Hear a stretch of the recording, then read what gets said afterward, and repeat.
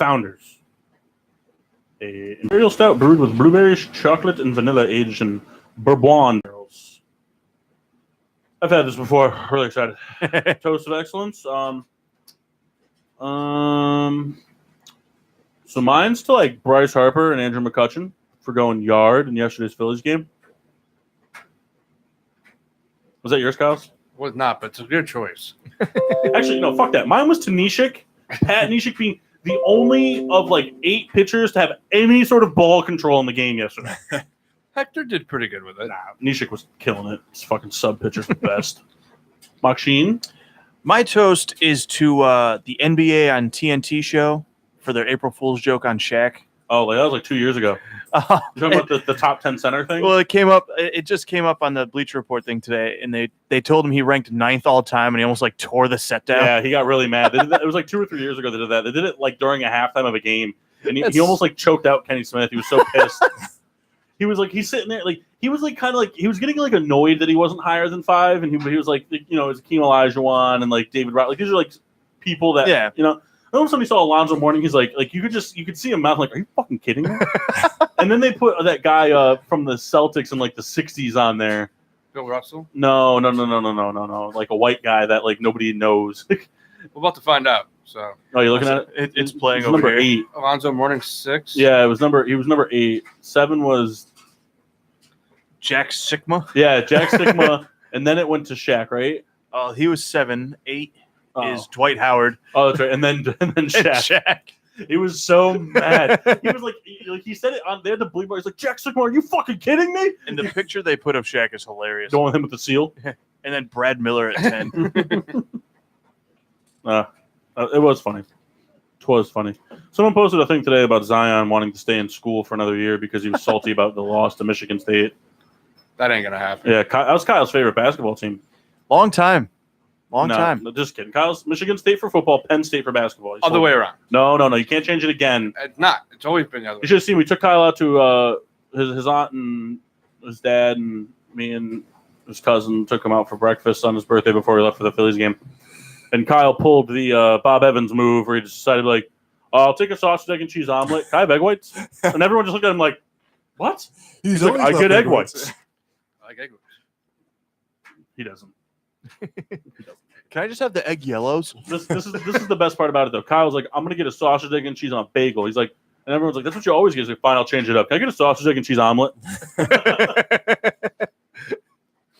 a bagel? What's your toast excellent? My toast of excellence is to Michigan State and Texas Tech. Oh, not Auburn and Virginia? Don't like those 2 teams. Auburn deserves to win it. They won't though. They're too hurt. Sorry, I didn't realize you were a college basketball professional. One guy tore his ACL. They're starting 4. Okay. Big deal. Next man up mentality. Duke didn't have Zion for the rest of the season. They still finished as a 1 seed. Get at me, bitch! Red Baron, nope. They lost a lot of games without. You're cut off. You're cut off. He's machine. Punch him in the balls. And they didn't deserve the 1 seed. Kyle's just salty that Georgetown got in. His real favorite team. Georgetown should have got in. Mac McClung. My toast excellence is Jake Arrieta yesterday at the game that Riddler, Souls, and I went to. He had in that bat where he must have fouled off like 5 or 6 pitches. To the same spot. Yeah. He had like 11 pitch at bat. He battled. He had 2 really hard line drives out yesterday. He's a good batting pitcher though. Yeah, he was a bad pitching pitcher yesterday. He got out of it. He walked 6 guys, all in the first inning. Oof. He had no runs. The Phillies got walked 9 times and had 2 hit by pitches. Oh my god. Yeah, it was a long game. Great pitching duel. Yeah, it was a long game. It was like 42 degrees out, really windy. So the opposite from when we all went. holding a Stella Artois and a Yingling. He just poured him on his face. Dude, but like that security guard had it out for him. Hey, well, hold on. Gotta do our toast, man. Save it. My toast is to the ginger lookalike. Oh wait, don't sip yet.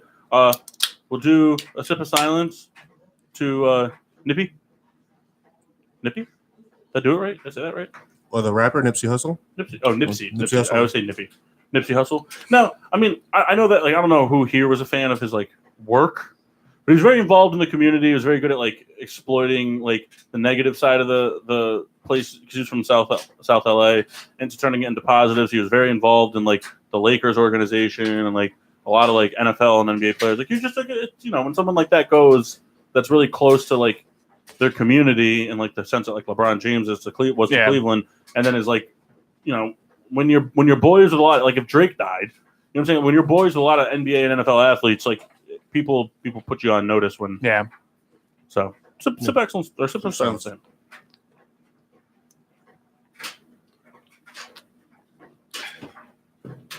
I will also be doing my own private sip of silence. I choose not to get into it.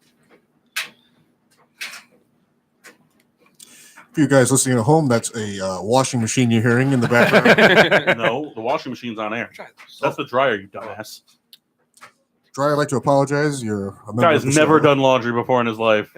What washing machine do you have? Sounds like that. Actually, mine does. No, it doesn't. Yes, it does. Your washing machine? No, it doesn't. I don't. You guys can nod your heads all you want. I slept next to the fucking thing for 6 weeks. Yeah, I lived at the house for my entire life. No, you haven't. With the exception of 1 year. 4, basically. What? You went to college. You weren't there for all the months. That's also a new washer. Semantics. What? Yeah. It's technically 2 years you're away from your house. That's not what your washer sounds like. But you know what his dryer does do? His dryer sounds like the fucking NCAA tournament Final Four buzzer at the end of the game when the dryer goes off. It does like 3 separate times too, for whatever reason. Tastes like orange juice. Well, Souls. I just had to get it out there. We went to a Phillies game yesterday. Yeah, You care to elaborate? I figure we'll talk about baseball this hour. It's the start of the season. Every team's got at least 3 games under their belt. We saw some teams not play so hot in their first 3. Not that it's a real representation of how the season's going to go, because statistically we're about 1% way through the season. But yeah, we saw the Phils, man. They're the only team that's undefeated. Yeah, they look good right now. 3 games in. That's all you got to say? No, I was scratching okay. my eye.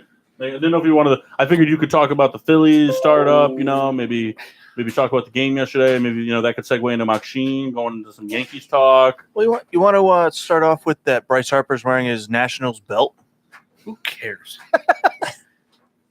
Someone caught a picture during the game yesterday where he was wearing his belt that said he was number 34. So everyone's kind of making a big deal, but it's just very funny. The best part about Bryce Harper being in Philly so far was that he chose to wear Philly Fanatic cleats. Yeah. And the next day, the Philly Fanatic wore Bryce Harper cleats. But it was funny. I wish you were there because I was reading this article to Kyle about the belt, and he's like, "I don't know, maybe he just likes the belt." Trying to rationalize it. That's true. I know, it's just funny, Kyle. I don't know. The Phillies they're obviously seeing a lot of pitches right now. They're walking a lot. We saw that yesterday. They also did that in game before. They're getting themselves in the good hitters counts, and it's paying off for them. They're getting runners on base, and they're driving them in. If it's a sac fly or RBI ground out. Well, I'll tell you what, that top of the lineup has been very effective thus far. But even the bottom 3. Because those were the top 3 guys in the Phillies lineup last year. Right. So now you just put them at the end. All the weight is off of them, if that makes sense. Franco already had 2 home runs and 7 RBIs. I think all the pressure's off Franco now. I think he was definitely in his own head all last year. Because he thought he kind of had to be the guy. Well, actually, past 2 years probably. Well, after his rookie year, when he came out red hot, hitting all those home runs and everything, 4 against the Yankees. I just wanted to sprinkle that in there. No. It was just everyone thought that's what he was gonna be, and he didn't live up to it. But Was that Paul? Yeah. Cesar batting 7th. He doesn't have to be the leadoff guy anymore. He can be himself. And Who is leadoff for the Phillies now? McCutcheon. Oh, that's right. And Herrera, was the only guy yesterday that was swung the bat poorly. Did he hit a double? No, he hit nothing. He was bad. But everybody else hit the ball hard. It was just a good sign. And they're better defensively. It's one of those things, especially the MLB season is so long. In the beginning, you're trying to find those the small improvements and just you kind of just to get a feel. But the season's so long. I mean, not to say these games are meaningless because at the end they are, but you're still getting a feel for everything, First series off to spring training. Braves didn't really look too hot. The whole series, they couldn't really hit. Their pitching is definitely it's a big question mark. They have 2 injuries, but like they just have a bunch of rookies in there.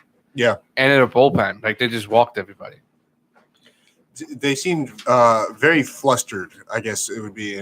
They got exposed Yeah. already. I know it's young, but like the season's young, but like you can tell when like rookie pitchers are gonna fall or be good. But that's the thing. I mean, if it's their first MLB start, put yourself in that situation. No, I get it. I get you know? it. I just don't think they have the stuff. If that makes sense, because they like when we were watching the game yesterday, the kid didn't have electric stuff. He was throwing 93. He left a lot of pitches up. Yeah.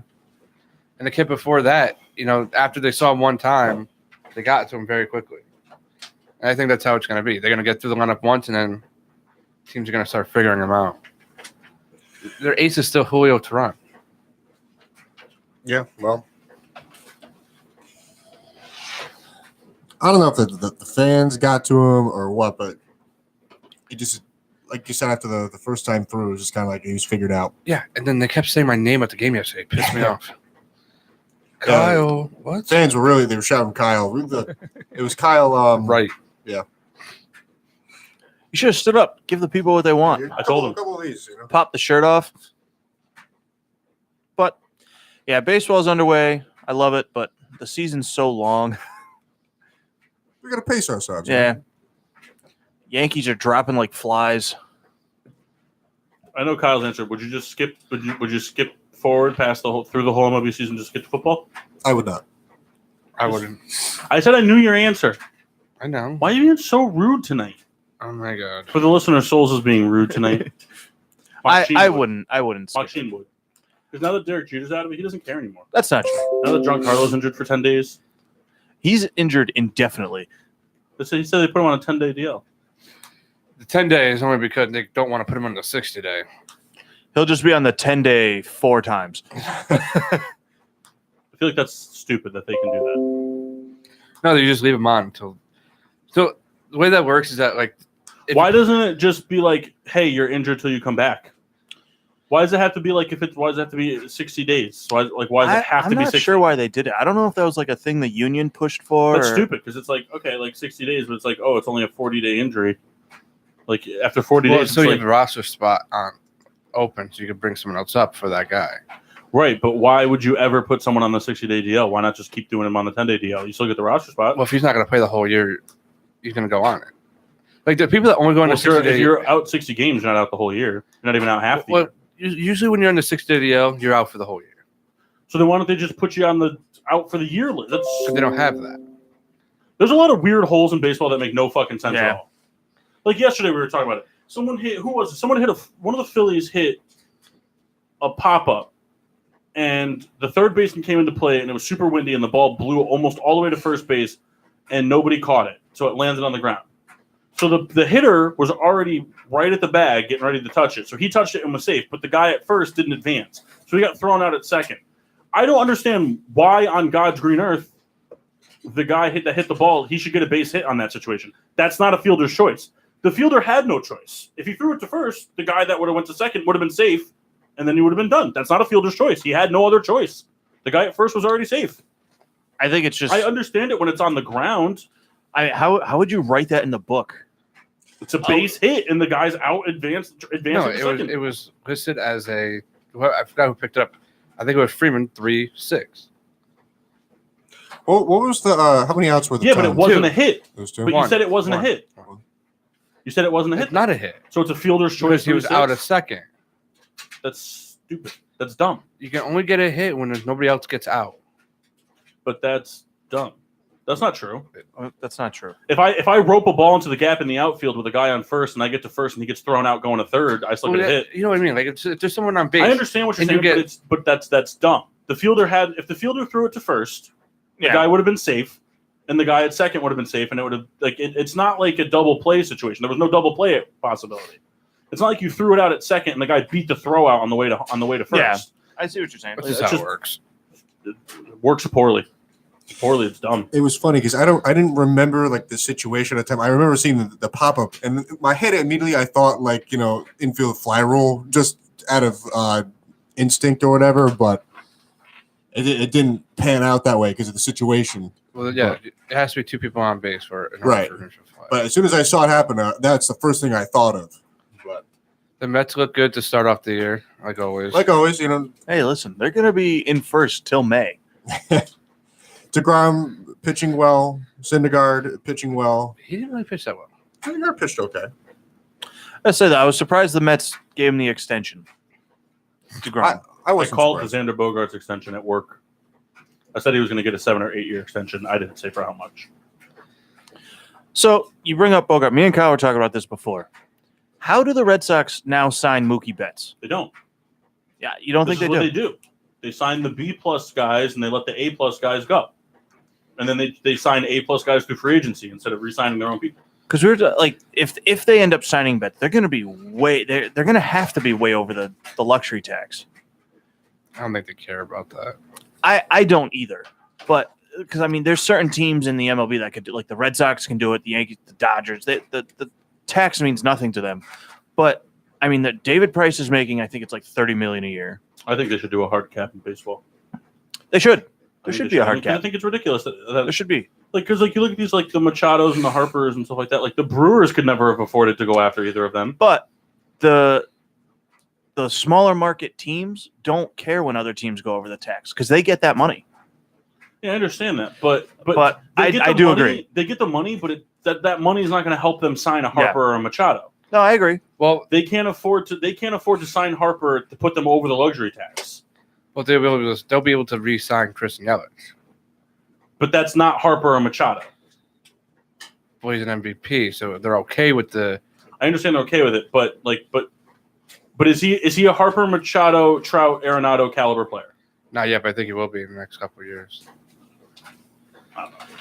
I do think there should be a hard cap. Just because it makes, for me, like from what I've been like reading through like free agency stuff, and I know I don't know as much about baseball as Kyle, and I get that, but it just seems like it makes free agency a little less exciting because there's certain teams that they're just not going to go to, because they can't afford to be over the luxury tax. They just can't do it. Like Milwaukee is the best example I could come up with. They're a contending team that's good, and they've got good pieces, but they're paying their pieces now. Yeah. And they can't afford to be over the luxury tax by $20 million or whatever how people go over. I don't know exactly how much they go over, but it makes it less exciting. So, just because I don't know off the top of my head, what's the penalty like in the NFL if you go over the cap? You don't. You can't. You can't. You can't go over the cap. So if you only have $10 million in cap space and you want to sign a guy that's 11, you have to restructure a deal or cut a player before you can sign him. It's like being at the cash register. Like I don't have enough money for my groceries. That's what happens. That's why like the first few days of free agency, the day of the draft, because the day of the draft is different. When you draft people, they don't sign right away. Yeah. So you just own their rights, and then it's like sometime in like July. You'll see it when like the second wave of free agency really starts to go through hard. Yeah, before during training. That's when you start seeing a lot of players get cut. Like you'll see, like if the Bears, for example, decided that they were going to trade up somehow into the first round and get a top 10 pick. Yeah. The Bears, after the draft was over, the Bears would cut somebody, or they would restructure a contract because they don't have the cap space to afford a round one salary. Another question. Again, I don't want to talk about it. No. So like in the NFL, when they restructure these contracts, why from the start is the majority of the money just as like a signing bonus or whatever, so it doesn't hit the kid? Like I don't understand. Because it gives you the option to restructure later. Because if you restructure, so if you do a signing bonus, if you restructure someone who's supposed to make you $20 million and you restructure their contract down to $15 million and do that other one as a signing bonus over, signing bonuses don't hit the cap. That's what I mean. So why don't they do that right from the start? Because the signing bonus comes from team cash. Oh, okay. It's like available funds. So like I gotcha. right now, like the Oakland Raiders, everybody that they're signing is low guaranteed upfront money. It's like more like signing bonus stuff that comes years later and things like that because they don't have any cash. They have cap space, but they have no cash. I gotcha. They spend all their cash on Brown and the offensive lineman. Oh, for Trent the Patriots? Yeah, Brown and Brown. I gotcha. Brown and Brown, not from the Browns. But it's like you look like the Cleveland Browns, for example. The Cleveland Browns, like Odell doesn't have a lot of signing bonus left in his contract and all his guaranteed. The Giants have to pay that. Right, and the guaranteed money is all taken care of. So that's all. So all they're stuck with is the cap number, His yearly salary. and so they have all the ability in the world, if Beckham agrees to it, to restructure contracts to just be signing bonuses. And players don't care. Even They're the players getting the that same are out money. for money don't care because they're getting the same amount of money. It's just a matter of they're getting it, week 1 versus week 8 or whatever.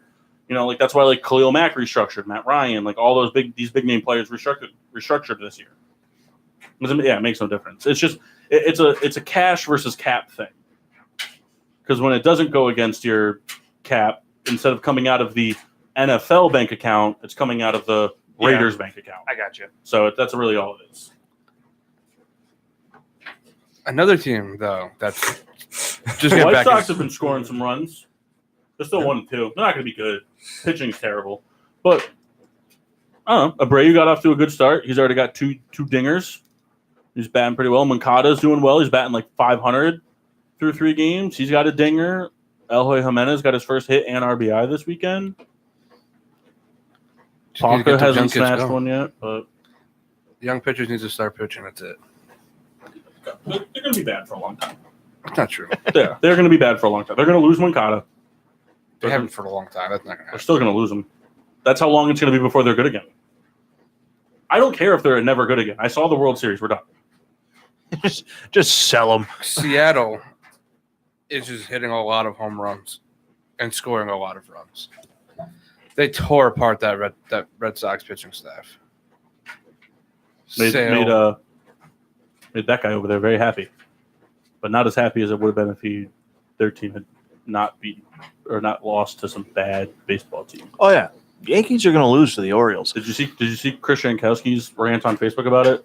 I can't read his stuff He anymore. just he's the worst. Ever since the NCAA tournament started, he's just been bashing the NCAA tournament as being like a giant waste of time. It's not because exciting. he's salty he wasn't able to do a bracket.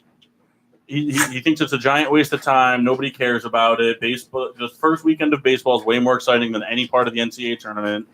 Like all this stuff, and it's not true. Like the NCAA tournament is so exciting. So many people watch. People who watch college basketball watch the tournament. It's like the Super Bowl of basketball, And but like he posted or whatever, he's like, I'm a little salty that my team lost to a team that our AAA team should be beating, and it's like I don't think that's true. I don't think. Maybe not should be, but probably could. You know what though? Who knows? Maybe Baltimore's good.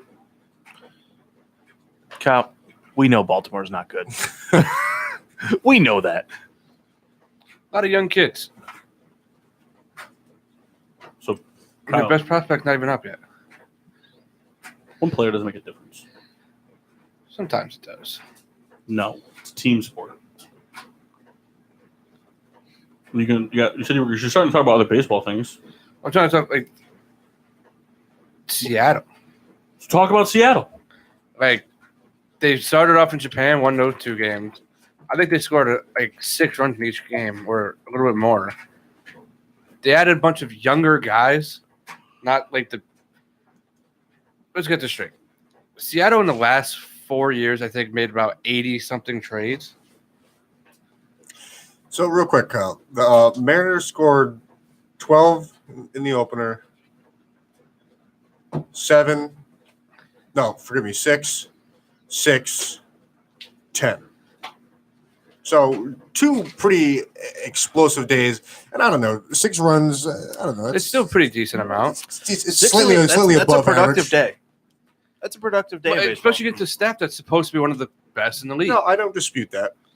Because I think the Red Sox pitching staff's overrated, anyways. But Their starting rotation is very good. The bullpen is ass. very weak. Their bullpen's very weak. But the starters for the Boston are good.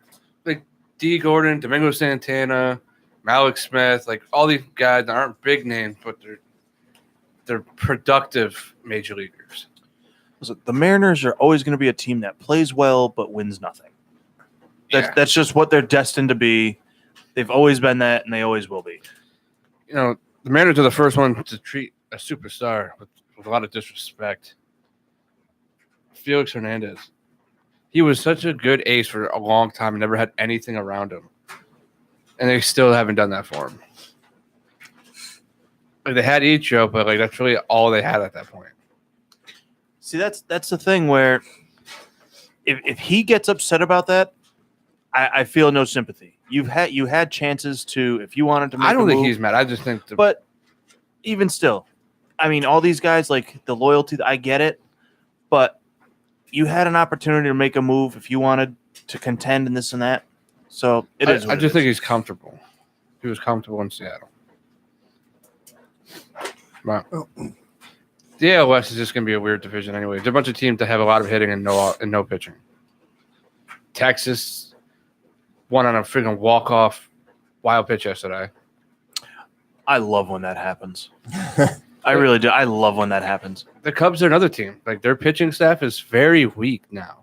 Last year's like 35. Is that my fantasy team? Kyle Hendricks is a up and down starter all the time. Cole Hamels is older. They're an old never team. That good. They're just an old team, and especially in the pitching staff. So when you have guys that can only go 5 and a third, you have to rely on the bullpen that's not very strong anyways. You're gonna have a rough time. Like, their offense is very good, with Javier Baez, Anthony Rizzo, and Chris Bryant. But Right. the question's the same: can they keep Chris Bryant when he becomes a free agent? Well, I think that team has already, they succeeded in the window they had. They won. And it's time for them to like kind of break it down slowly.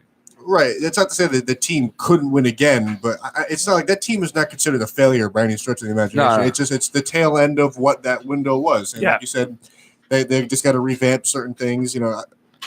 Work on the pitching staff. Now, there's no guarantee that like Bryant stays. Not at all. Not to say it couldn't happen, but I think he's gonna get a big contract somewhere. And that'll be the end of it. But he's under contract to what? 2021, 22. I know it's for a while because they did the thing with him. They held him down to But get he's the been in the extra league year. for already 3 years. So So if it was a 5-year deal, it would have been 2020. I think it comes at the same year that Trout would have come out. I could be wrong. Trout was in before Bryant. No, but I thought like the extension when he was a rookie But I don't know if he got an extension yet because they kept him in the minors to get an extra year. to get the extra year. I just don't remember when he comes up. I know it's soonish, but hold on. He is through 2019. Oh, he's a free agent this year. Oh, It's about to be fun. And like, I don't know if Chris Bryant has like the loyalty that everybody else does. well, Kyle. He's boys with Harper. I was waiting for it. He's going to the Phillies. It's written in stone. When the Mike Trout news dropped, I was laughing so hard. I just wanted to slap Kyle in his head. Listen, I think it was only down to 2 teams if he ever hit free agency. He wants to come home I think to a city that's a half hour away from where he lives. that's not far. It's not home. It's pretty much home. He's in Philadelphia every fucking week for the Every Eagles day. games. Oh, Kyle, I love you. But whatever. He wanted to stay in Anaheim.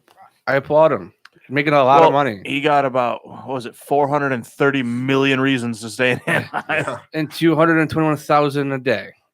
And like no rain. Which is weird for him. He likes weather. Like, True. Is that true? Yeah, he's like a weather fiend. Oh, He's done like guest weather reports on news stations. I didn't know that. Yeah. Also- change my toast of excellence. Cardinals are going to be a weird team this year. They're either going to hit a lot of home runs or they're going to get shut out. Baseball cracks me up because more than like any other sport, it's just there's so many games and anything can happen. Like players always tend to like come out of nowhere and surprise, and so it's just funny where I love seeing like the preseason like power rankings, and they're always way off. Yeah. Oh, Well, there's always like that Trevor Story type situation. Yeah. You know, Where he came comes out in- of and hits a bunch of home runs, early on, kind of tapers off, and stuff like that happens every year. Like that guy that becomes a household name. Chris Davis, Yeah. which one? Orioles. Wow. Terrible Chris Davis, the bad one. I was impressed with the Blue Jays start too because their starters didn't give up an earned run until today.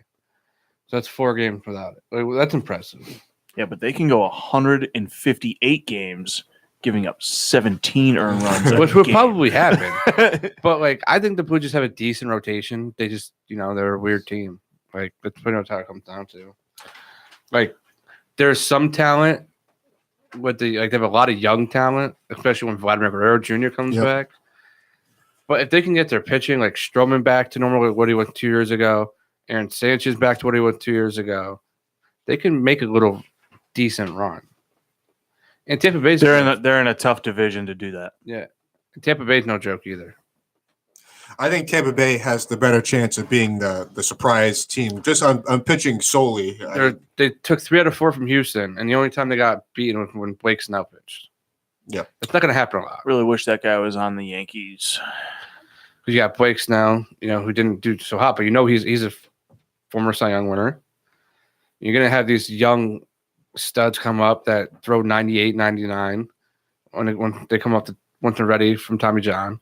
Who won the Cy Young last year in the American League? It's Blake Snell. I thought so. That's right. You said former, and it kind of threw me off.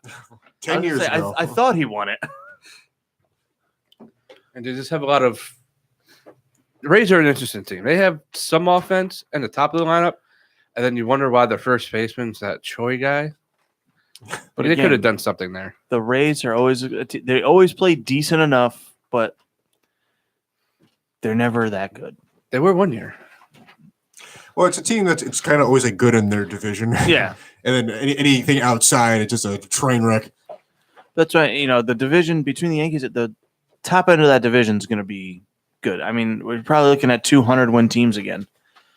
So, I mean, do you think the Rays are going to go out and win 100 games? I think they could. They won 80 last year. I make a bold statement. I think the Rays are better than the Red Sox this year. It's just That's a piggyback. I already said the Rays are going to be better than the Yankees. The last show. Dun, dun, dun. I mean, the Red Sox, it's just the bullpen is bad. The lineups, they're still going to score runs. But I don't like the starting pitching. Like, Evaldi's not really that good. He's been terrible everywhere else but that 1 year in Boston. He was good with the Yankees. He was okay. He was very good with the Yankees. That's why he got a big contract elsewhere. And, you got that Rodriguez kid who's kind of whatever. Sean Rodriguez? Now Eduardo. Something like that. And then Porcello is up and down. Either one game he'll be dominant, and the other game he'll give up 10 runs. Yeah. And Price is kind of, I'm not going to say done, but Done-ish. he's just David Price now. Well, in the regular season, he's usually pretty good. Other than that, he's pretty terrible. Well, I'd be curious to see what his contract is. Price? Yeah. I think it was like $30 million a year. I forget for how long, but because at the time he was the highest paid pitcher. And then was it Kershaw that knocked him off? Let's see. Because we were talking a couple weeks back. Well, actually, 3 or 4 weeks back about players that could be moved. We're talking about that. And I don't think he ever came up in conversation. Because no one will take on that contract. Yeah, it looks like through 2022 and 2023, he's got the option, it looks like. Yeah. It's the same. It's like the Yankees with Ellsbury. They would trade him for a bag of potatoes, but no one wants to take on his contract. And nobody has a bag of potatoes. I mean, Well, I think a bad team would. no one will take it. I think it really depends on what you're. Like, if the Yankees want to make a trade with the Giant for Madison Bumgarner, I think they would take on the contract. We had to give up more. If that makes sense. They should have traded for Johnny Cueto. Made sense for both sides. but What, they this didn't do it. year? Yes. He's out for a while. I know. But that's what I mean. I say that Ellsbury's not playing anyway. He's healthy. Today. Well, let's. It's still kind of early in the night. Let's see what happens. Is he playing? He hasn't played. He was healthy most of last season, and he didn't play an inning. But they're paying him so much money that the Yankees could have traded for Cueto. Ellsbury could have jumped right into a starting role, and the Yankees could have waited for Cueto. And they're paying the money anyway, so it just would have made sense for both sides. But what do I know? Real quick, just kind of a sidebar. I don't think we talked about this yet. Do you guys like the Marlins logo? Nah. I kind of like it. I like it. It's kind of like the old one. Better than last year's. They seem to just be switching it up every 6 months. Hey, sell merch. Sell hats. That's the way Also, to do Derek it. Jeter tore down the slide. Oh, did he really? Oh, they still got that gaudy fish tank. When you blame Jeter for that, you don't know if that was his call. It was his call. You know what? They said it like on the radio. today. X-nay that slide.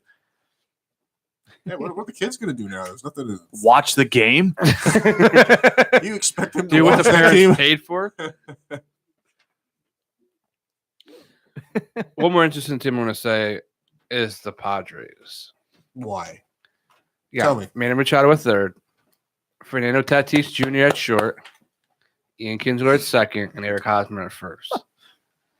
You think the Orioles are really pissed that Machado's playing third? It's like, really? You gave us all that shit, Now look at and you. you just go back to third? Because for Tatis Jr. has a very good glove.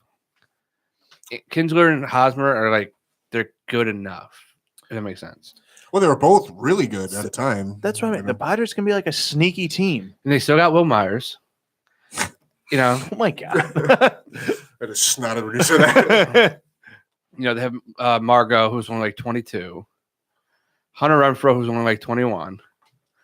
They should be using Francisco Mejia, but they're douchebags and picked him for no reason. So now they're using Austin Hedges and somebody else. Only Harper having against that team right now. But they're pitching to ass, so who knows? Well, that's why I think that they're not going to make any noise for that reason right there. Yeah. I mean, I agree that But it's an good awesome defense can- infield. Good you know. defense can win them games. Like they don't have Clayton Richard anymore. That's a good thing. He used to be the backbone. He's terrible. He throws 84 and gets shelled almost every time he's out. See, the trick, if you don't have the gas, you have to develop a knuckleball. You have to. Has there ever been a I told Kyle, knuckleballer? I think every pitcher should only be able to pitch one pitch for the entire game. So if you're a slurve guy, Tell you what, you're going to see a lot of That's it. blown out elbows. If you got a guy out there just throwing 100 curveballs a night, well, he's going to be hurting. it'll take strategy. Don't keep him out there for 100 curveballs. That's just bad managing, really. That's what it comes down to. You got one more in you. Somebody's got to, take responsibility here.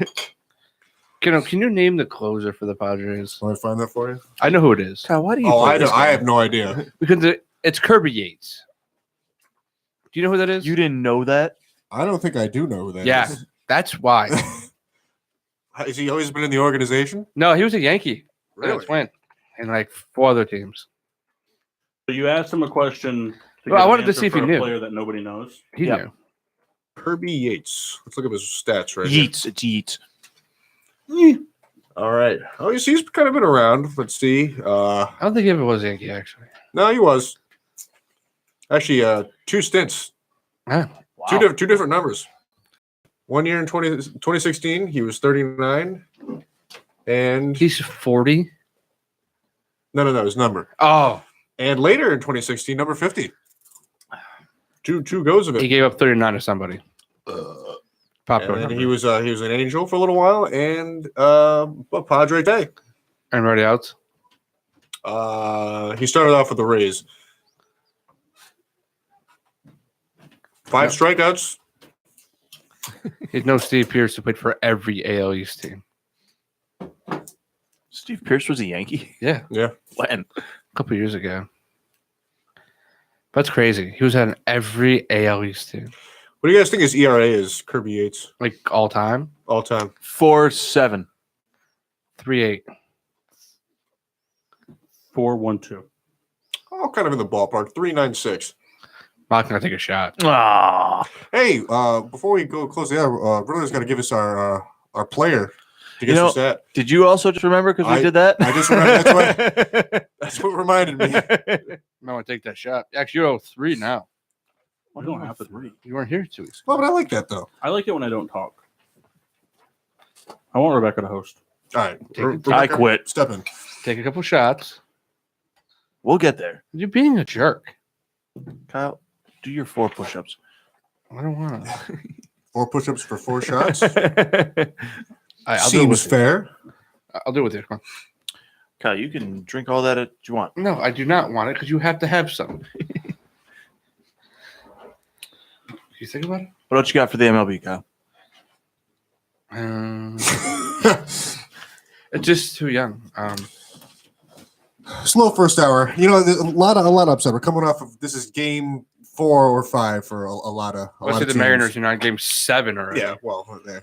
Head start. They got a head start. Give them a day off. Hey, listen, I didn't make the schedule. You know, You did. can you be quiet about Actually, you that? know who we could talk about? Let's talk about Jeff's team, the Pirates. Want to talk about the Pirates? Yeah, give me a second. Sorry about the Pirates. What about him? What do you want to say about the This Pirates? is like cold, but not really. It was on top of the fridge. So it's warm? What's the opposite of cold?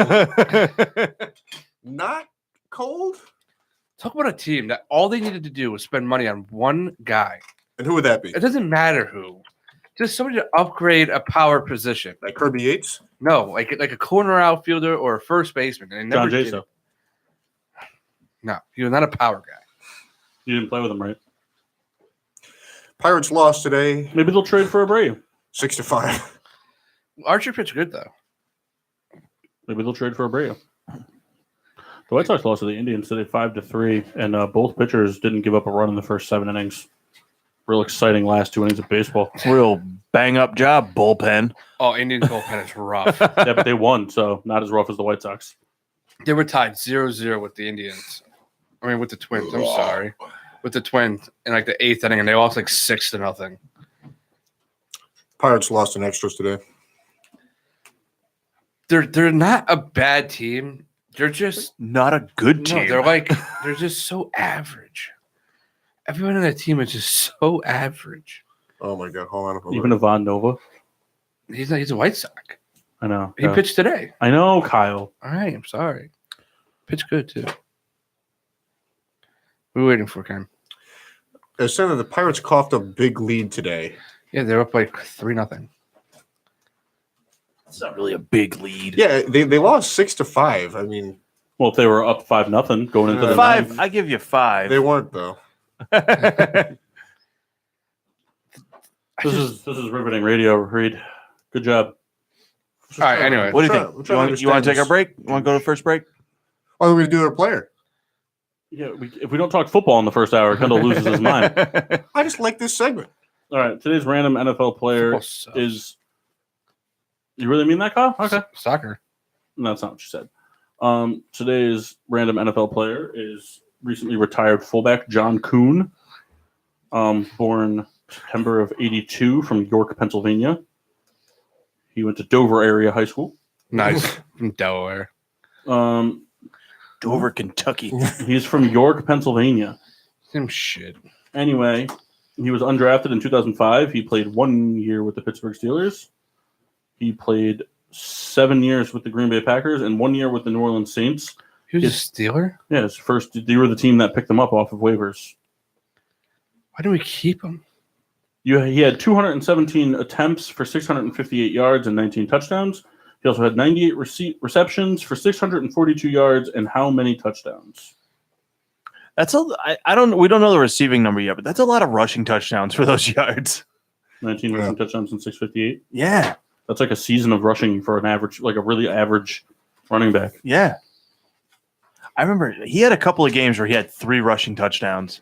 For 4 yards. Yeah, 98 receptions, 642 yards. How many touchdowns? In 12 seasons. 22. 13. my God, 16. 9. I knew it was going to be low, but I had to go in the middle. But This he horseshit. is a 2-time Super Bowl champion. Once with the Steelers, once with the Packers. Good for him. I did not know about that. That he was a Steeler. Did not know it. Didn't know he won a Super Bowl with us. Well, he's a fullback. I mean, He was a fullback that went undrafted. He But, probably like- didn't. He probably special teamed. But the Steelers usually have like decent fullbacks. Roosevelt Nix. Yeah, but you guys probably just picked him up to play special teams. Yeah. He probably didn't play fullback. Which Yeah. one? Which one was it? Cardinals or Seahawks? Seahawks. he was the long snapper. Then he went to the Packers and then he beat you in the Super Bowl. He's a dick for that. He spanked you hard. Should have kept him. He wouldn't have fumbled. Listen, I don't like Rashawn Mendenhall. I hated the draft pick. You liked him. Didn't. You never hated him until he fumbled. That's not true. It's true. That's not true. It's true. Just like you used to cry when people called you Yoshi. That's not true. His dad told me that. But his dad also lies about a lot of things. Yeah, he said Pete Rose for everything. It's true. I asked him the other day who his favorite 76er of all time is, and he said T. Rose. So with that, we're going to go to break. We'll be back in 7 minutes. We'll see you then. I'll be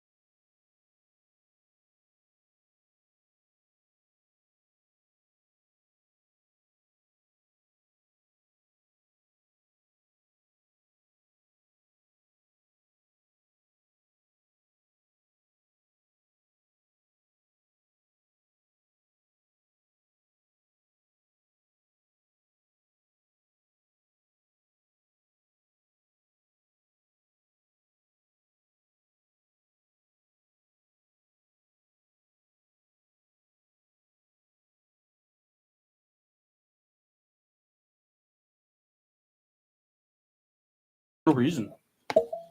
Now you ruined the intro. We're here for nothing.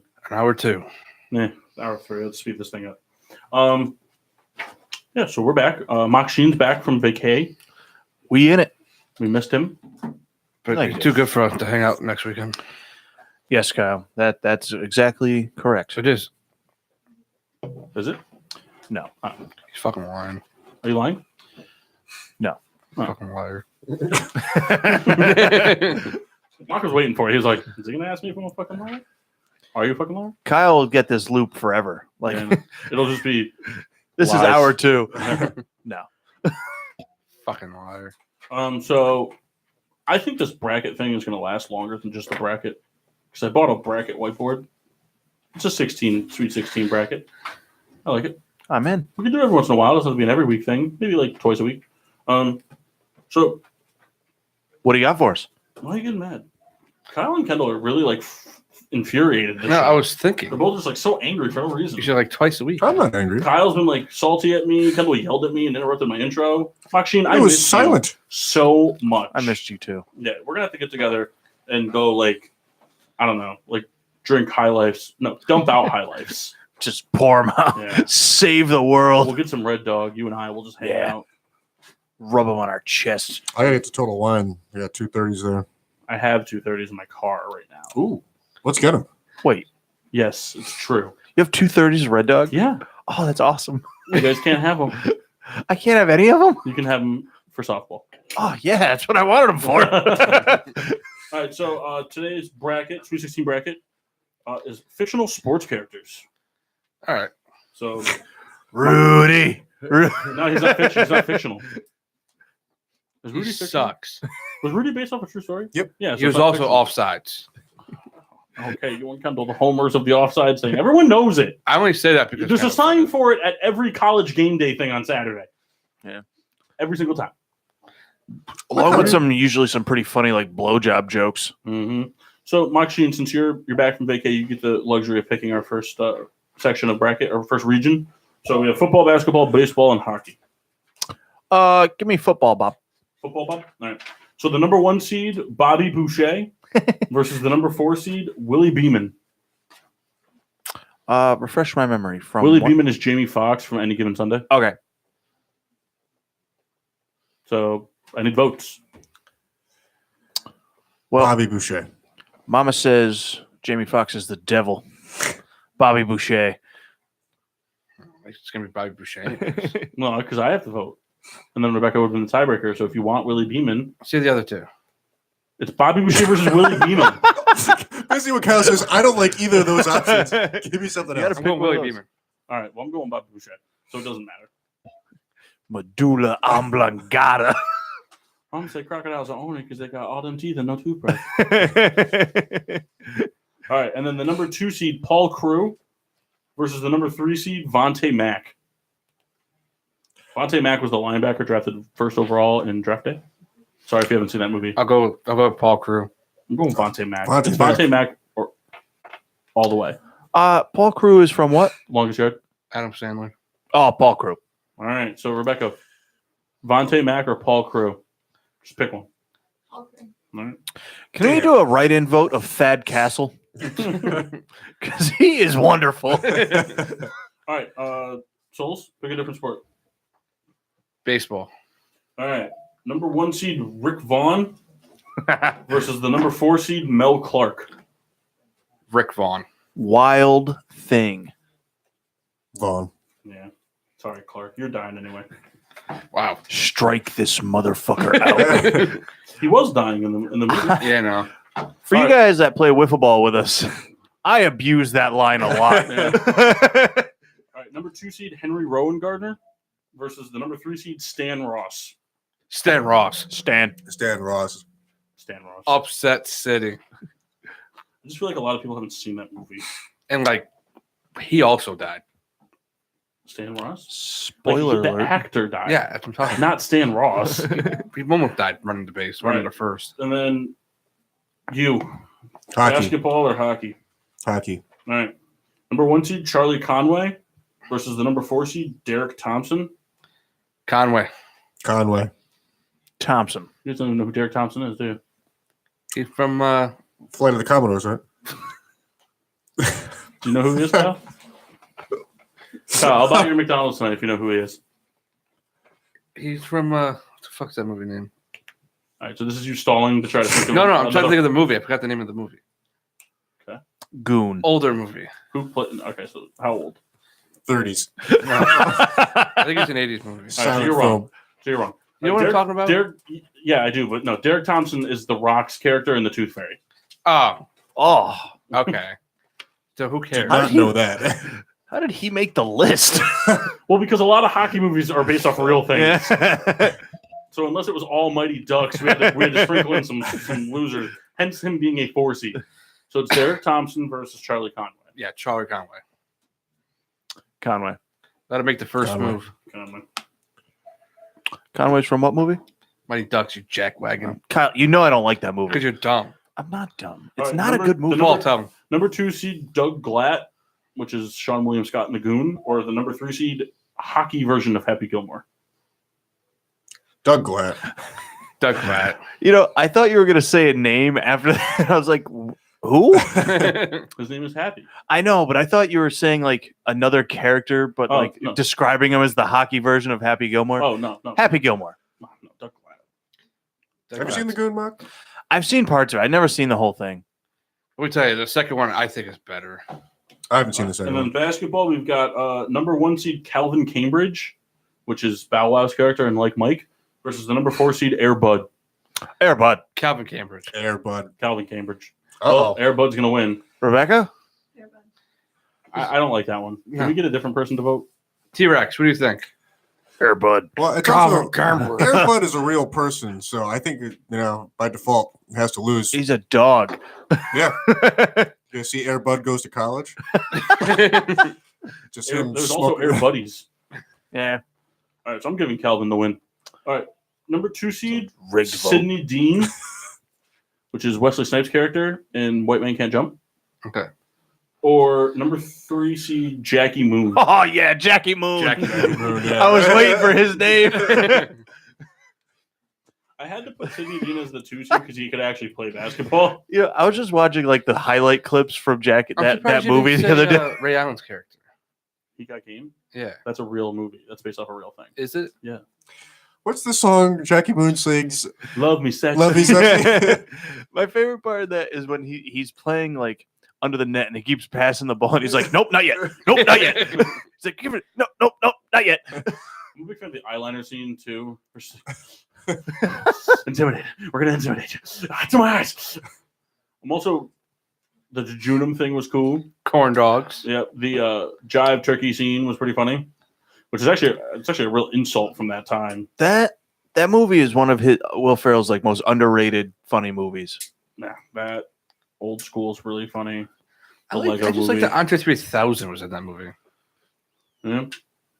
And Woody Harrelson And then like that guy that's always on Wild 'N Out. and the white fat guy that's balding that's in all those every. I was movie surprised ever. for hockey you What's didn't go his- with what's any his- of the slapstick Yeah, guys. from Hot Tub Time Slap Machine. shot? Tony? Slapshot, sorry. That's the movie I was thinking of, by the way. Was it real? Were they? No. I was gonna say. I was just going for more. I figured that like so. I knew that most of you'd seen the Good. I didn't know if you'd seen it. I know everyone's seen the Mighty Ducks. I didn't know who'd seen Slapshot. I know people have seen Happy Gilmore, and I figured like at least one of you would have seen the Tooth Fairy just from TV. I've seen it. I just I've have seen it. That movie's terrible. Yeah, so they made a second one with Larry the Cable Guy. That's right. I didn't know that. Yeah. Wow. Wow. I got plans for tomorrow. I guess. We saw Wow Airlines on the way to Philly. Maxine. On Yes. the way to Philly, we saw a purple plane that just said "Wow" on the side. Oh yeah, that's that airline. Did you hear what happened to them? The Owen Wilson airline? No, what is No, it? listen. This was an airline. They lived and strived off like real cheap domestic flights, and then suddenly, just a few days ago, the airline like went out of business, and there was like thousands of people stranded in airports. Like they had planes booked, and then they're just like, "Oh, we're out." Sorry. So there's people there, and they're just like, their flight was gone, which probably sucked a lot. Like they took all the money from people and just left them hanging. That's Wow. wild. Wow. Right. Sorry. So basketball season's closing up. We talked a little bit about this last week, but we're getting to crunch time now. As everybody but Souls predicted, the Lakers didn't make it to the playoffs. He was really homering on them making it. He thought LeBron could turn that team around. Way wrong. You were way wrong. I agree. Yeah, all of you guys were wrong. No, we were right. Actually, you guys all ridiculed me for saying you. it. We ridiculed. So as of today, You guys should all take a shot for that. no. Why would we do that? For Because making it's a prediction. bullshit. If I was wrong, you would have made me do it. That's not true. Yes, So, it is. no, it's not. So the Milwaukee Bucks have clinched the division, which doesn't mean anything because the divisions don't mean anything in the NBA. But Why do they have them? I don't know. Probably from way back when there was. Because if you seeding. didn't say that, I didn't know they still had divisions. I Yeah, thought it they was just do. conferences. No, they each have 3, and it doesn't make any sense. It makes no difference. All it means is that you play the teams in your division just like one more time than everybody else. So that doesn't affect the seeding at all? Nope. Oh, that's so stupid. Except head-to-head matchups. You could finish first in the in the Central and not make the playoffs because the other 10 teams in the other 2 divisions are better than you. That's insane. The division, they just don't mean anything at all. They don't mean anything. So right now we have Milwaukee, Toronto, Philadelphia, Boston, and Indiana all locked up with playoff spots in the East. And in the West, the playoff picture is completely set in terms of teams. Golden State, Denver, Houston, Portland, Utah, the Clippers, San Antonio, and Oklahoma City. All clinched, all 8 teams. Damn, the So Pels didn't make it, huh? The Pels finished at 32 and 46 at this point. They're 21 games behind the first spot. Sub 500. Good stuff. So, yeah, as of right now, the West is really, it's just about teams moving around within that. Denver's 1 spot out from the 1 seed. Houston and Portland are separated by a half game. Utah and the Clippers are tied at 6. San Antonio, OKC tied at 8.5. So in the East, though, you still have Detroit, Brooklyn, and Miami looking to hold it down.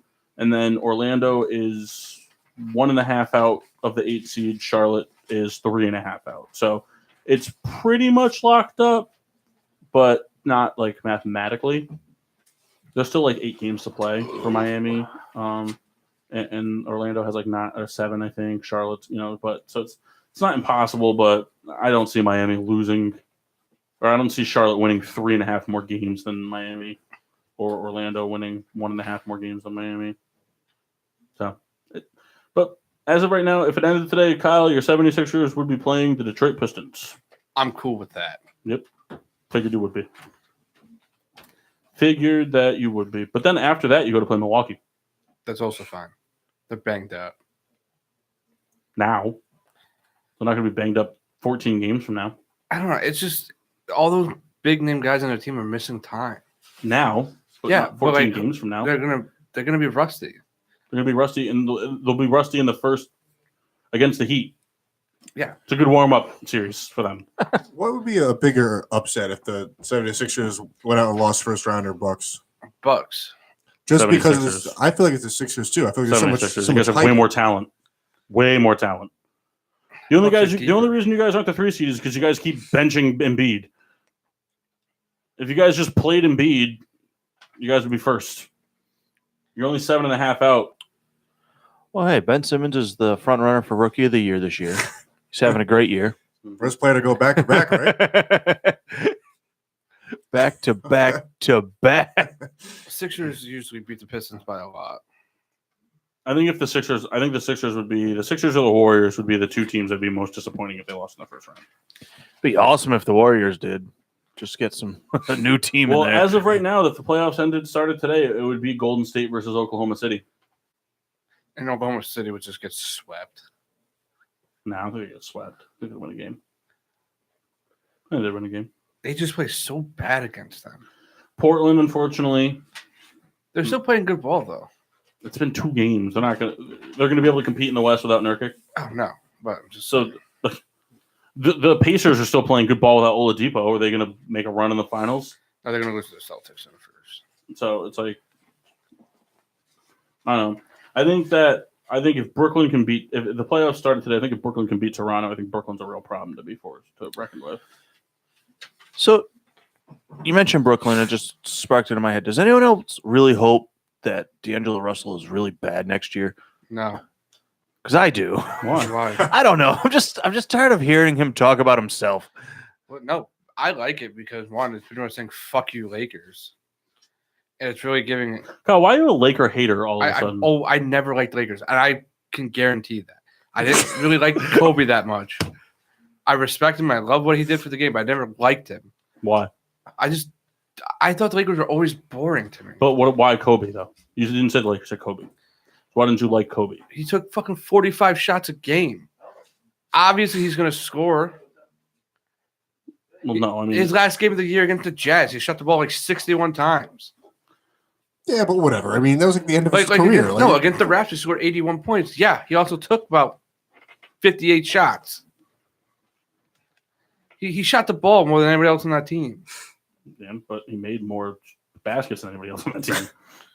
Yeah, but I mean, if it's effective, I don't have a problem with it. I Yeah, mean, is he a selfish player? Perhaps. If he took 100 shots versus 10 shots, if he still shot at 40% the whole way through, there's no difference in efficiency. just like I mean, I'd have a bigger problem with it. If Plus, after Shaq, who else was putting up big numbers for that team besides him? they always got a great team around him. Besides, when they sucked, they didn't have anybody. He couldn't do it by himself. When they brought in Powell, that's when they started being good again. Just Powell. They had somebody else, Lamar Odom. Lamar Odom wasn't on that team. When they won again, yeah, they was. I don't think he was. He was. He wasn't this good then. Not as good as he was after Shaq left. Not on the Shaq team. He was on that team that won in like 20. I know. I said Lamar Odom was really good with the Lakers after Shaq left when that trade happened and they got him. And then he wasn't good when the Powell was there. That's when he started dating the Kardashian. Started getting into cocaine. You're just a Kobe hater. You're a LeBron dick rider. No, Yep. I'm not. Guy that thinks LeBron's the GOAT. I don't. Does. His GOAT rankings goes LeBron, Ben Simmons, Joel Embiid, Jimmy Butler, Jimmer Fredette, Michael Jordan, Kobe Bryant. I honestly think Kevin Garnett should be up there in the talks. Like top 5 No. of our generation. No. Who? LeBron James, Okay. Kevin Durant. You don't think Kevin Durant's better than Kevin Garnett? And Kevin Garnett's prime? No. I mean, Kevin Durant has scored more points. He gets just as many rebounds. He's changed the game completely. Kevin Garnett was a once in a generation power forward. That didn't mean anything. He didn't push his team to the next level. As a Timberwolf, what did they ever do in the postseason? They never got a team around him. It doesn't matter. It does matter. No, Back then, it doesn't. it was more of two teams. It was more of. First of all, Kevin Durant never did it either. By the way, Kevin Durant made it to the finals. and lost. Made it to the finals. Garnett won with the Celtics. Won with the Celtics with a super team. That's different. We call it a super team. I mean, 3 of arguably the best players. 3 of the top 10 players that year. He had a better talent. 3 of the top 10 I players think that year. were more talented with the big 3 and the Golden State Warriors were more talented with their super team. What are you talking about? I The Warriors personally didn't have their super team when the Celtics were playing. I'm just saying those super teams were way better than those 3. But when the Celtics had their super team, there was no other competition in the East for them. The Heat. LeBron James wasn't there. We still had to beat them. They had to beat Dwayne Wade. They had to beat Dwayne Wade in the 8. I think Shaq was gone at that point. They beat Dwayne Wade and Alonzo Mourning But you still had to beat LeBron James. in Cleveland by himself. That makes a difference. You have so Ray Allen, Paul Pierce, and Kevin Garnett versus LeBron James. You don't think they're going to win 10 out of 10 times? No. They are. I think they are. You think LeBron James can beat all 3 of them 10 out of 10 times? He couldn't beat the Warriors by himself. Why is he good? Different. Because the Warriors were better. I mean, Clay, Curry, and KD. Better than Pierce, Garnett, and Allen. So, in what? My point is, I think Kevin Garnett was once in a generation player. I don't think he's a top 5 player. He's not a top 5 player. Okay, that's your opinion. My opinion. You think he's better than LeBron James and he's better than Kobe Bryant? Did not Michael say Jordan? that. I said top 5. He's a top 5 Maybe player at all time. 5. Top 5 player all time. No. I Of don't- our generation. I still don't think so. Okay, then whatever. You win. I think I'm Tim not gonna Duncan. fight it. I think Tim Duncan's better. I think that Kobe Bryant's better. I think that Kevin Durant's better. I think that LeBron James is better. I think that Steve Nash was better. No. I 100% do. Steve Nash won back-to-back MVPs. See, Dash also lost in like the first round of the playoffs. I don't care Kevin about Garnett did that a MVPs. lot too in Don't care Minnesota. about MVPs. They matter. Yeah, and Steve Nash's team were better than Garnett's team. Okay, but they still matter. MVPs still matter. Okay. I don't think Steve Nash is better. Okay. So you win. No, you win. No. Oh, Right, I already said you won. You All didn't right, have what it. it comes down to, it's two opinions. All right, so no, Kyle's opinion or nobody's opinion. let's That's what scoop this back. segment. I gave it to you. Let's scoop So back. we'll move on to finish the bracket then, just to get out of this shit. So football: Bobby Boucher versus Paul Crew. Want to wait 1 minute for Mark? Sure. Well, guys, let's relax. Relax a second, guys. So all right. So anyway, back to basketball discussion then. So I don't know. I think the East is pretty much locked up. I mean, someone else might have a different opinion. I don't think Orlando can trump Miami, and it's only 1.5 games, but I don't think they can. Or sorry, it's half a game, but I still don't think they're going to be able to do it. No, I don't think so either. Actually, I want to jump back to the West real quick. There was a period of time that I really thought that the Kings could have made a push for the 8, and I'm pretty disappointed that We should have the talent. I know. I was They very have young hopeful. talent. They just don't have the experience. Like this would have been the year that it could have broke through, but and I don't know. I feel like I think next year can be their year. The Clippers were playing really good basketball in the beginning with Tobias Harris, and they kind of rode that wave after he left, and then they fell off. They went from the 1 seed for a long time to the 6 seed. I mean, so it's not like they were like playing amazing. They dropped 5 seeds. So I mean, like I think they're better than the Clippers. I think San Antonio is one of those teams that could be fringy. I think Sacramento is only going to continue to get better. I know I don't have any like thing to support this because Minnesota continues to be a disappointment. I mean, Phoenix is still Phoenix. Dallas is in the soft rebuild stage right now, and it's looking like it might take a little longer with all this Porzingis news that's going around. Yeah, that's going to be a huge shit storm in there if that's they traded away all that talent for him and he can't he doesn't get to play or anything like that. I mean, I think Sacramento could very easily make that push. I mean, you got to figure they're going to be a lottery team. They're not going to pick high, but they're still going to probably get a decent player. They got good coaching. They've got a lot of young talent. well, and I think They got too, money. and I think this is important in basketball. I think that the fans actually were coming out this year and where they weren't in years past. When players are just having fun there again, like they did back in the Divac Bibby days. Like it's just like Fox and Bagley are having a good time. Yeah, they just have fun with the game. They're happy. I'm hoping that they'll finish above 500, just for a confidence thing. If it means anything, they still can. you said there's about 8 games left. The 38, 39. Does that math make sense? Is that right? Yeah, 38, 39 means they played 77 games. So they've got 5 games left. The Kings made a They have great 5 games left, so if they go 3-2, they'll be 500. They Yep. have to go 4-1 to wrap it up. Kings made a great push. They're definitely a team that you can't walk over anymore. I mean, I think Minnesota is one of the bigger disappointments of the year. The fact that they finished even below the Lakers. I mean, Washington, they probably would have been a playoff team had John Wall been healthy all year, but he wasn't, and now that team's kind of getting ready to explode itself up.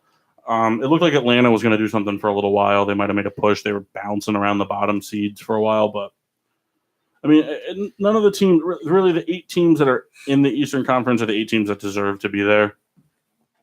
The 8th seed is kind of like the whatever team. Like I can make a case for Miami, Orlando, or Charlotte being in the 8th seed. But like Brooklyn deserves to be in the playoffs in the East. Detroit deserves to be in the playoffs. Indiana played hard, intriguing basketball after the Oladipo injury, and then the 4 seeds above them are the 4 seeds we predicted to be the top 4. I mean, maybe not in that order, but So the Celtics are going to foreseeably play Indiana. If it ended today, it'd be Milwaukee, Miami, Toronto, Brooklyn, Philly, Detroit, Boston, Indiana. All the first teams having home court advantage. I feel like the pressure is definitely on for Boston. Especially the the Kyrie thing and all that, and if they go on and lose like I don't want to say swept because I don't think they're going to be swept, but I think if they lose in 5 games or whatever, I think that's like a huge hit, to coaches. What Stevens was his first name? Brad Stevens is his name there. I think I mean, Boston's definitely going to have a rough road if they're in the 4 seed. I mathed it out wrong earlier when I said the 76ers thing. If the season ended now, Boston would have to play Indiana, then they'd have to play the winner of Milwaukee to Miami, which would be Milwaukee, and then they'd have to play whoever came out of the Toronto, Philly, Detroit, Brooklyn side of the bracket. So they definitely don't have an easy run if the season were to end today. And Boston can't climb up and get into the 3 seed from Philly. So they're pretty much locking up. They've locked up either the 4 or the 5 seed, so they pretty much locked up having to go through Milwaukee to get to the Eastern Conference Finals. Yeah. So they're not going to have an easy road.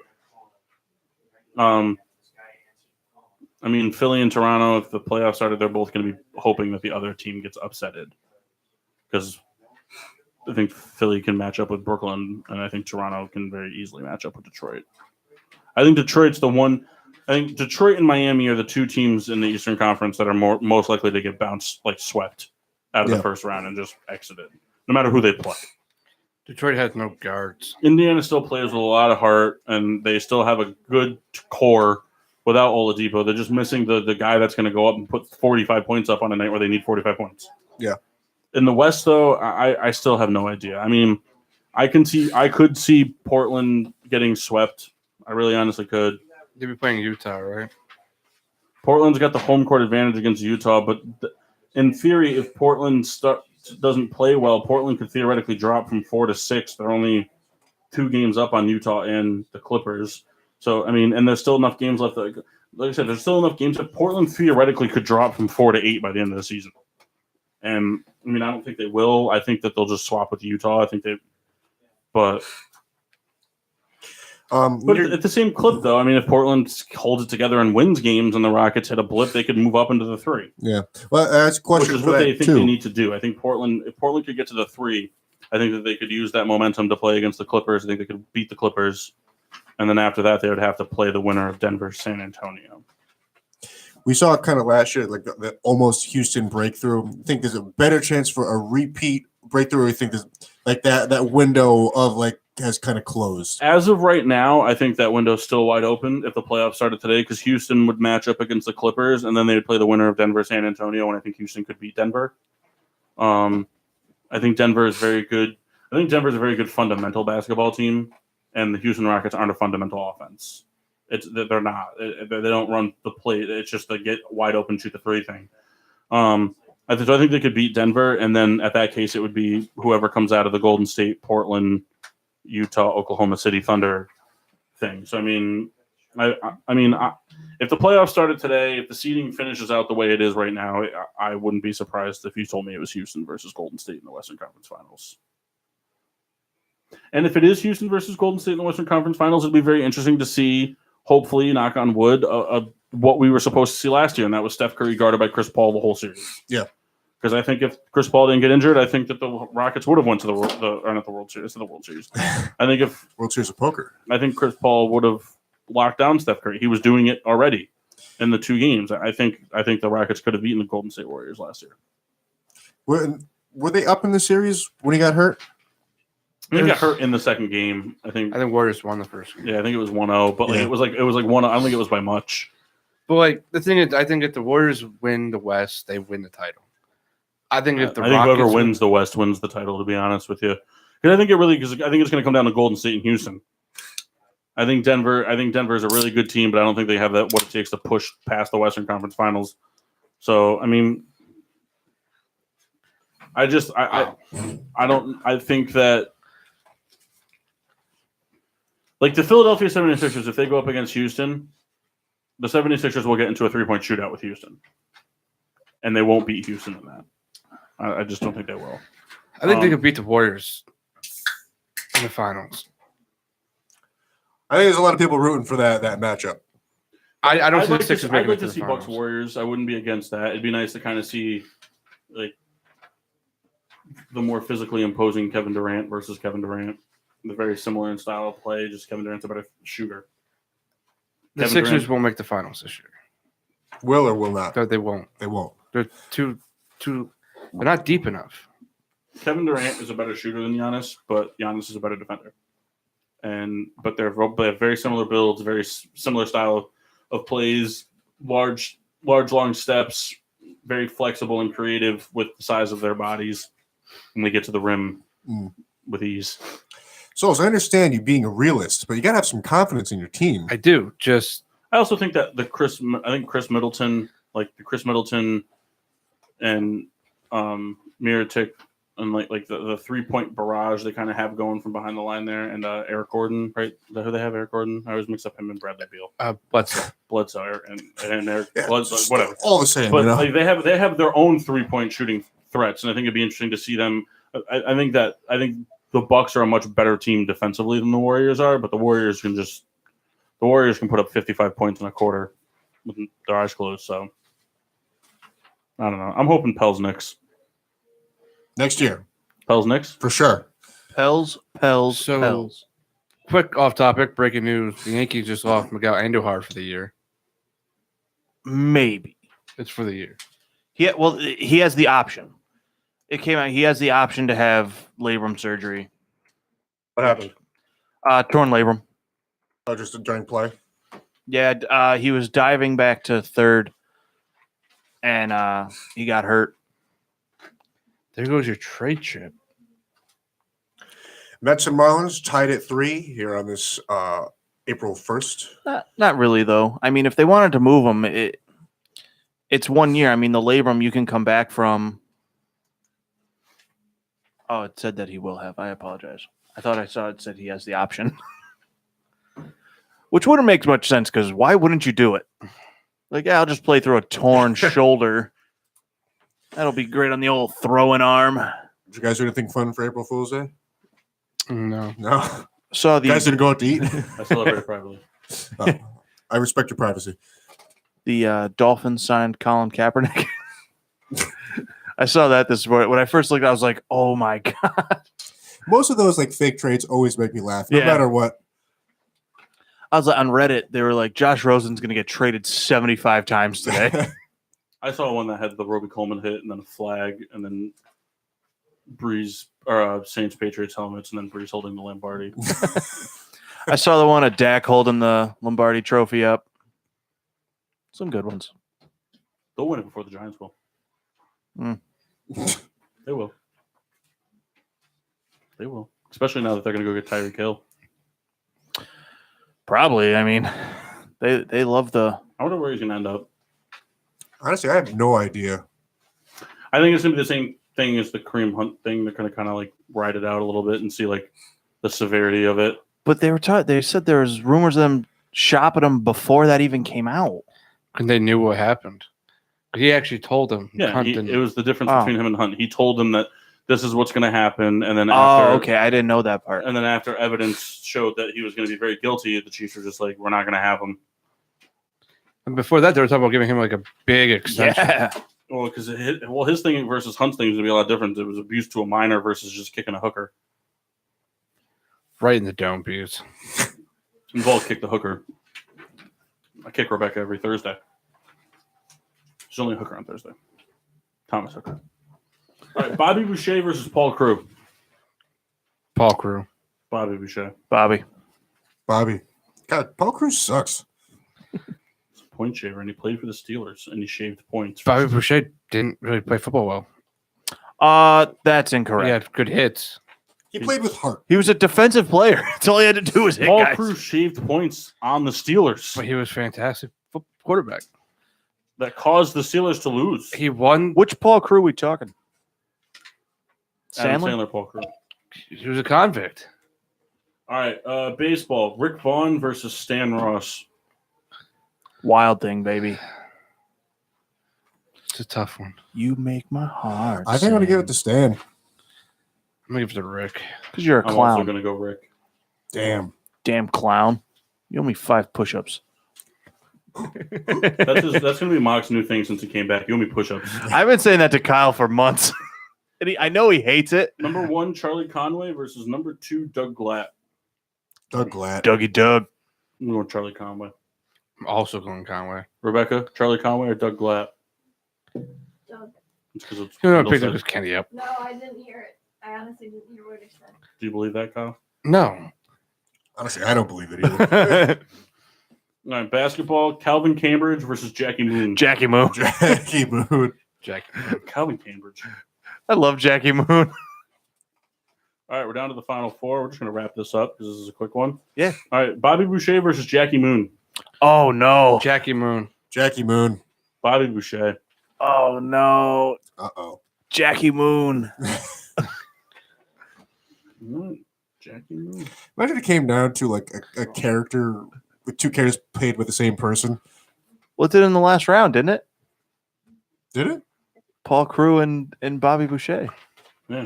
Well, I guess I meant like in like 2 different like sports. Oh, okay. I got you. Rick Vaughn versus Doug Glatt. Rick Vaughn. Wild Thing. Doug Glatt. Rick All right. Vaughn. All right, so Rick Vaughn versus Jackie Moon. Rick Vaughn. Jackie Moon. Jackie. The character's just so funny. The gimmicks, like the seahorses and shit dancing. My favorite scene in the whole movie is the when the guy comes in and starts masturbating to Woody Harrelson fucking his wife. That was a cuckold scene. Yeah. Jackie Moon. I'm sorry. So did Jackie Moon win? You know who should have won? Lou Brown.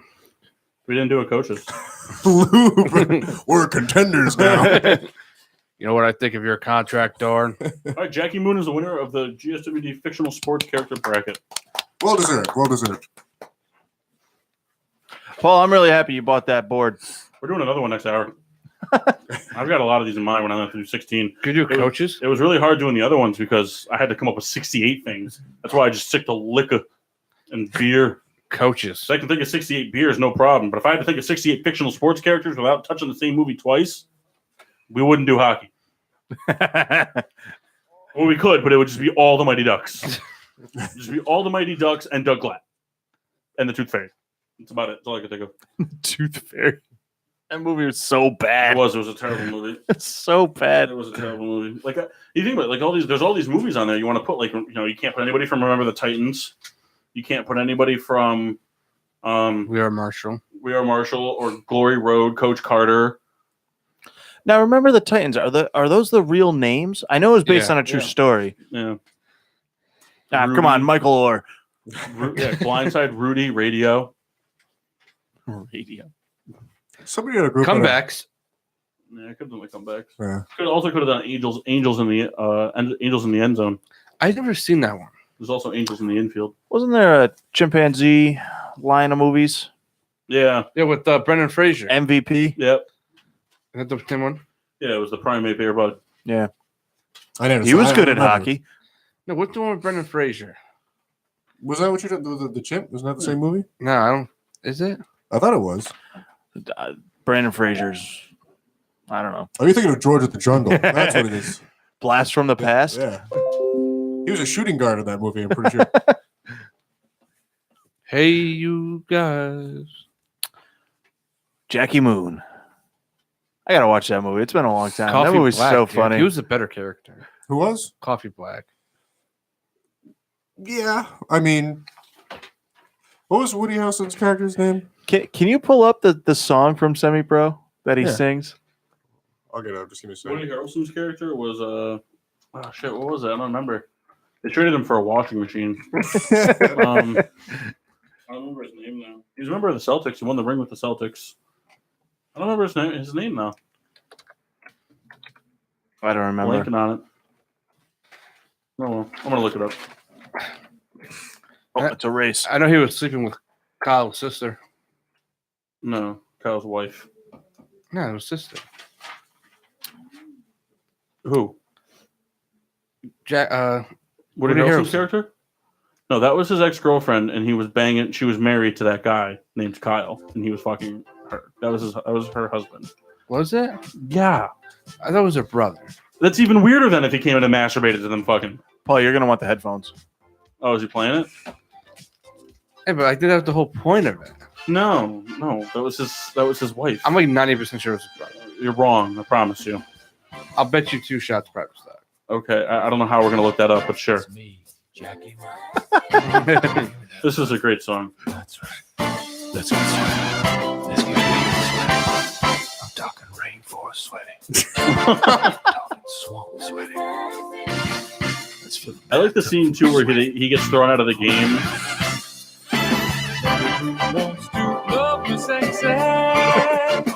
Oh, Monix. Woody Harrelson was Monix.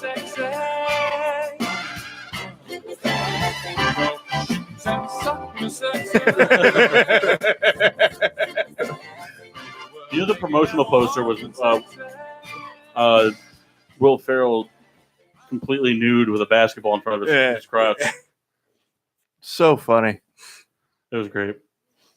I'm pretty sure though that Woody Harrelson's character was banging his ex-girlfriend who was already married, not banging a girl in front of his brother. Her brother. You never know the Will Ferrell made script though. That's true. That is very true. Speaking of Will Ferrell, did you see that Get Hard movie? Yeah. No, I never saw it. There were some really funny parts in that.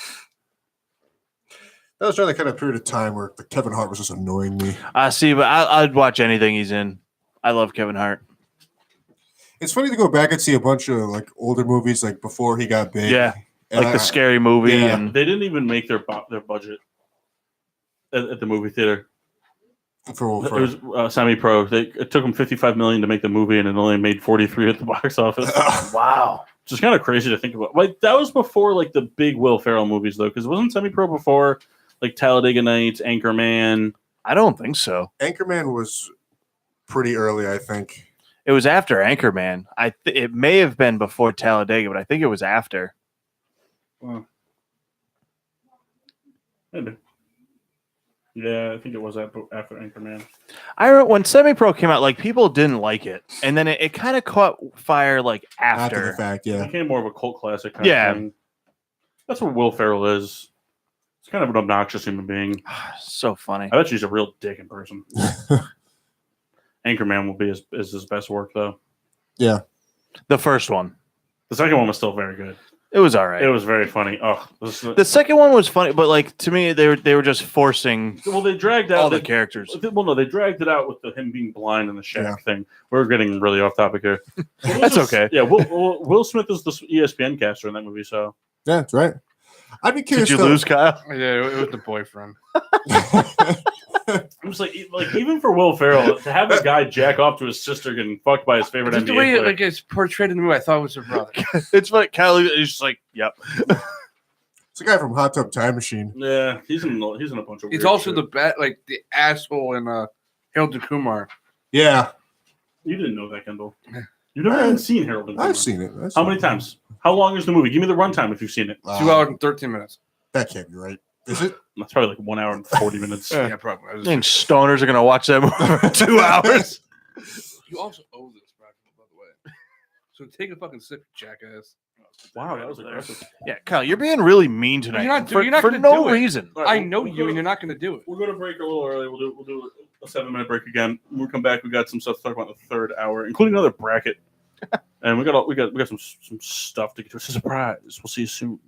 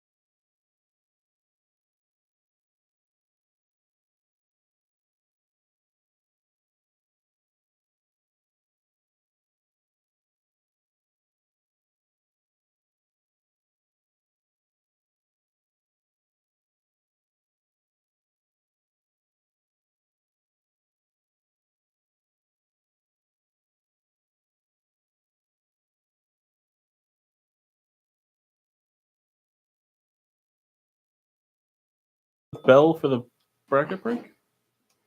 I don't know, but I figured ring the bell. Good for you. We had to take that away from Jeff several times.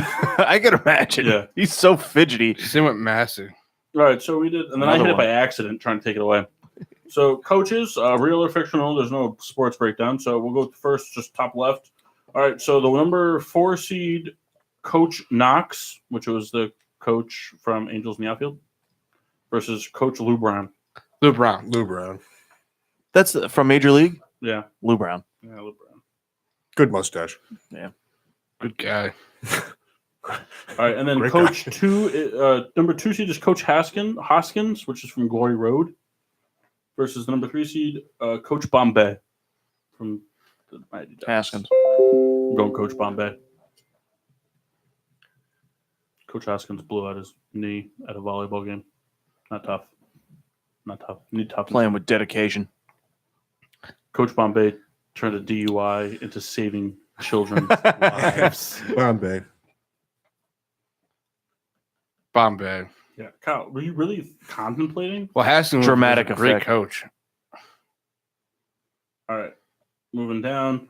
All right, Coach. 1 seed Coach O'Shea from the Little Giants, the New York Giants coach Rick Moranis, versus number 4 Coach Monix from Jackie Moon's Flint Tropics. Monarchs. No, wait, Coach O'Shea. O'Shea. Yeah, I gotta give it a Rick She was a Moranis. good coach. But he had a lot of heart. He had the nerd kid that did everything for him. The annexation of Puerto Rico. Greatest play of all time. All right, and the number 2 seed, Coach Porter, which is the Rock's coach character in Gridiron Gang, versus number 3 seed, Coach Blitzer. Anybody know who that is? Exhibits coach and Nope. Coach Blitzer is John Candy in Cool Runnings. Oh, him. Him. Just put him in the winner's spot. Coach Blitzer. Blitzer for me. Blitzer. Cool Runnings is one of my favorite movies ever. Yeah. Some people say, they can't believe. Jamaica, we have a bobsled team. I had to do a bobsledding thing when I was in Czech. for the song, I'm going to go with And the Blitzer. man Sanka, the fastest of Jamaican sprinters. Go to Olympics, fight for Jamaica. I love that movie. Feel the rhythm. Feel the rhyme. Go, guys. Bobsled time. John Candy was just in such terrible shape for that For his movie. whole life. For that reason, I pick Blitzer. John Candy. All right, Coach Carter is the 1 seed versus number 4, Coach Dugan. Coach Blitzer. Carter. Dugan's from what? How do you not know this? I can't place it. Yeah, I don't remember. Carter. Blanking. Oh, Coach Dugan is Tom Hanks' character in A League of Their Own. Carter. Coach, I don't know, man. Tom Hanks' character fell out of a hotel while drunk and blew out his knee. That's why he couldn't play baseball anymore. Yeah. Coach And then Carter. he had the line, "There's no crying in baseball," which is Bob Souls' favorite line. Yeah, bullshit. I cried all the time. When I... Damn it. So you're going Coach Carter? Yes. All right. All right. So the number 3 seed. This is a good one. I hope you guys are you guys excited? I Is forgot. it Patches O'Hohan versus the guy from Happy Gilmore? Chubbs. Mhm. Chubbs would be a 1 seed, Kyle. All right, Coach Gaines, which is Billy Bob Thornton's character in Friday Night Lights, versus Coach Jackie Moon. Jackie Moon. Jackie Moon. Coach Gaines. It'd be funny if Jackie Moon won both brackets. Would have been funnier if it was Jackie Moon versus Monix in the finals. Can we switch it to Billy Bob Thornton from Mr. Woodcock. I was gonna say Bad News Bears. Oh, that's coming. Gaines. All right, Gain. Hey, Rebecca, Sleeping. is she really sleeping? Yeah. There's no Really? way. All right. Rebecca. Gaines or Moon? All right. Spread and vote shit is bullshit. She just wants to show her ass cheeks off to everybody. Look at it. It's just out. No, I'm just kidding. No. All right, Coach Boone from Remember the Titans versus Coach Klein. Coach Boone. Coach Klein. Boone. Really? You're not going to pitch Coach Klein? I I'm don't going know. Coach Klein. Coach Klein from the Waterboy? I don't know. Boone's a better coach. Man, that guy was scared of the whole movie. And then he imagined the other coach as a baby. Water sucks. Rebecca. The whole symphony. Boone or Klein? Wait, fell Klein. asleep. Boone or Klein? All right, she picked Boone. Damn it. We're Kendall said Klein. This can't be fair. And then the number 2 seed, Coach Buttermaker versus number 3 seed Coach O'Shea from the Cowboys version from Little Giants. First one. Buttermaker. That's the Bad News Bears one. Yeah, him. Buttermaker, why are you in my house? Oh, I just came to make sure your glove was oiled. Definitely wasn't porking your mom. Yeah. That's my vote. Mm. All right, so you can do your questions some more before we get into the Elite Eight. You guys have any suggestions? Any You had that whole thing to go through it. what? Nothing. All right, I just want to be the only guy, just spewing out. All right, what's going to happen first? Is Andrew McCutchen going to get hit 5 home runs, or before Bryce Harper can hit 10 home runs? No. They're tied 2 apiece. I think Bryce is very good in April. Now you're just saying that, right? No, it's a Because known it's fact. April. It's a known fact. Last year, Bryce had like If 13. I look up Emma, if I just type into Google Bryce Harper's best month, will it say April? Probably. All right, I'm gonna look it up. It would be like And I'll have this December. open if I'm wrong. So anyway, so you think Bryce Harper will hit 10 before? I do. I think Bryce will have at least 4 or 5 this month. Okay.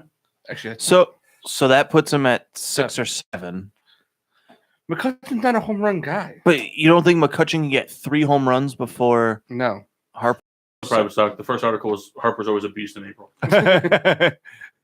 Written by Kyle Souls. Of the Getting Sports with Drunk Associated Press. Around the horn? What do you think? Yeah, we'll do it around the horn. I haven't done one. What do you think, It's Red about Baron? fucking time you did it. Kyle, You shut oh up. 09. Oh, no. I think Harper. Bless Yeah, him. bless you. I think Harper will hit 10 before McCutchen hits I 5. say McCutchen because Harper goes on the 60-day DL. Listen, if that happens, You owe private stock. I know you're asleep. No, you don't. Oh, my God. We got a few more coming your way. All right. What's going to happen first? Carlos Rodon getting 5 wins for the White Sox, or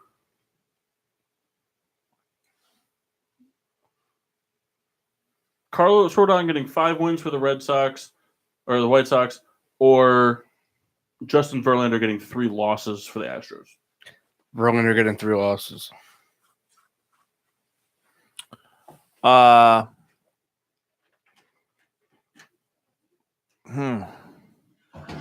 in the White Sox. Verlander. This is a sock I found. I wiped my mouth with it. That's my sock. Verlander, 3 losses. Mariners win 15 games before All year. or the Angels. Mariners. Haven't they already won 4? Mariners. 5. The Angels are going to be bad. They have Trout, but They're 5-1. They play tonight. Yeah, Do they win? they're playing right now. So then they're 4-1. They're 5-1. They're not. They played 6 games. They played a 3-game series against Boston. 4. 3. 4. You said it was 3. Mets are winning 7-3 on this April 1st, 2019. Bottom 9. rookie hit his first MLB home run. Who did? Pete Alonso. Yeah. You guys better watch out. Eloy's gonna have a great April, and then he's gonna tear his ACLs. Ooh. Wilson Ramos 2 hits tonight. Robinson Cano was a good pickup for you guys the first day. Yeah. Then how's he been so far? You know, He'll be that's injured it. soon. That's it. Want to give you his Any line injuries today? for the Mets yet?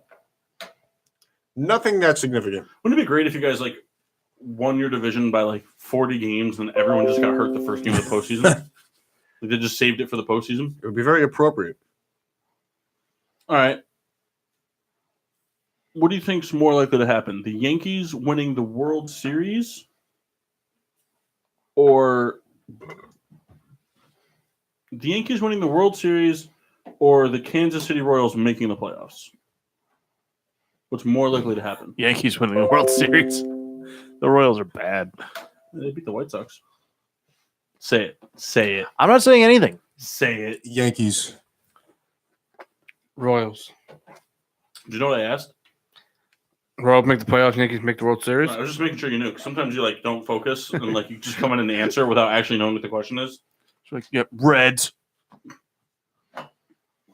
Hey, who are the New York Rumble? The WWE AA affiliate. I'm just looking at the things. It says New York sports teams. The first one is the Nets, which is pretty funny. Nets, Jets, Rangers, Knicks, New York Rumble. Maybe it's like, is it like a lacrosse team? It's their AAF team. It doesn't. Well, let's find out what they are. Well, now, I mean, Rebecca's asleep, so we could probably sit and talk WWE now pretty extensively. Who said it's lacrosse? I did. Because it is. Chicago. Jesus Christ. Connecticut has a lacrosse team. Yeah, The Black Wolves or something like that. The Black Wolves. All right, Elite Eight, real quick. All right, so coming out of the southeast, number 1 seed Coach Boone versus the number 2 seed Coach Buttermaker. Buttermaker. Buttermaker. Actually, I take it back. It's Ultimate Frisbee. How did you mix that up? You know, because what happened was I was looking at an image and I was looking at the wrong image. All right, I misread it. the southeast, number 1 seed Coach O'Shea, Rick Moranis character, versus Coach Blitzer. Blitzer. Blitzer. Feel the rhythm. I feel like I know who's going to win this. All right, the number 1 seed Coach Carter versus the number 3 seed Coach Jackie Moon. Jackie Moon. Carter. Just say it, Kendall. Jackie Moon. Carter. Flip a coin. I should throw my phone. Head screen up is Carter. Tails is Moon. I think there's just an easier way you could have All done right, it. it's Tails. What I said Tails was Moon. Jackie Moon. All right, so Moon wins. All right. Number 1, Coach Lou Brown versus number 3, Coach Bombay. Lou Brown. Lou Brown. Kyle's seething right now. He has no idea what to do. I'm just gonna pick Coach Lou Brown because I don't have another phone to throw. He's officially out of cell phones to All throw. right, so Coach Brown versus Coach Blitzer. Brown. Blitzer. Brown. Blitzer. How do we decide this one? We're gonna have to finish. Whoever drinks the most Rock, private paper, sex. scissors. Oh my god. All right, you versus mom. 2 Oh, out of 3. All right, let's do it. Oh, We got rock, Rock. paper, scissors, go. All right, we got Kyle up 1-0. Rock, paper, scissors, go. Rock, paper, scissors, go. Paper, scissors, go. Oh, fuck. Paper, scissors, go. Who won? Blitzer. Hey. All right. No. So it's Coach Lou Brown. All right. Versus Jackie Moon or Coach Buttermaker. Jackie Moon. Buttermaker. Buttermaker. Come on, Kyle. Goodbye, Mark. Come on, Kyle. Buttermaker. He said Jackie Moon. All right. So Coach Buttermaker versus Coach Lou Brown. Lou Brown. Buttermaker. I'm a big Lou Brown guy. Lou Brown. All right, and your winner of the coaches bracket, getting switched to the bracket, is Jackie Moon. Coach Blitzer. All right. Now, Coach Lou Brown of the Cleveland. For every Indians. win, we're going to tear off a piece of clothing. Okay. She wasn't wearing 162 pieces of clothing. Kyle. This is 2 wins. It's called a winning streak. All right. Well, we're done. Nah, I'm just All right. kidding. What do you guys got? You guys anything funny you want to talk about at all? Um, Anything cool happened in the Czech Republic sports related? There was a big soccer match Brazil came to play the Czech Republic, and they beat them.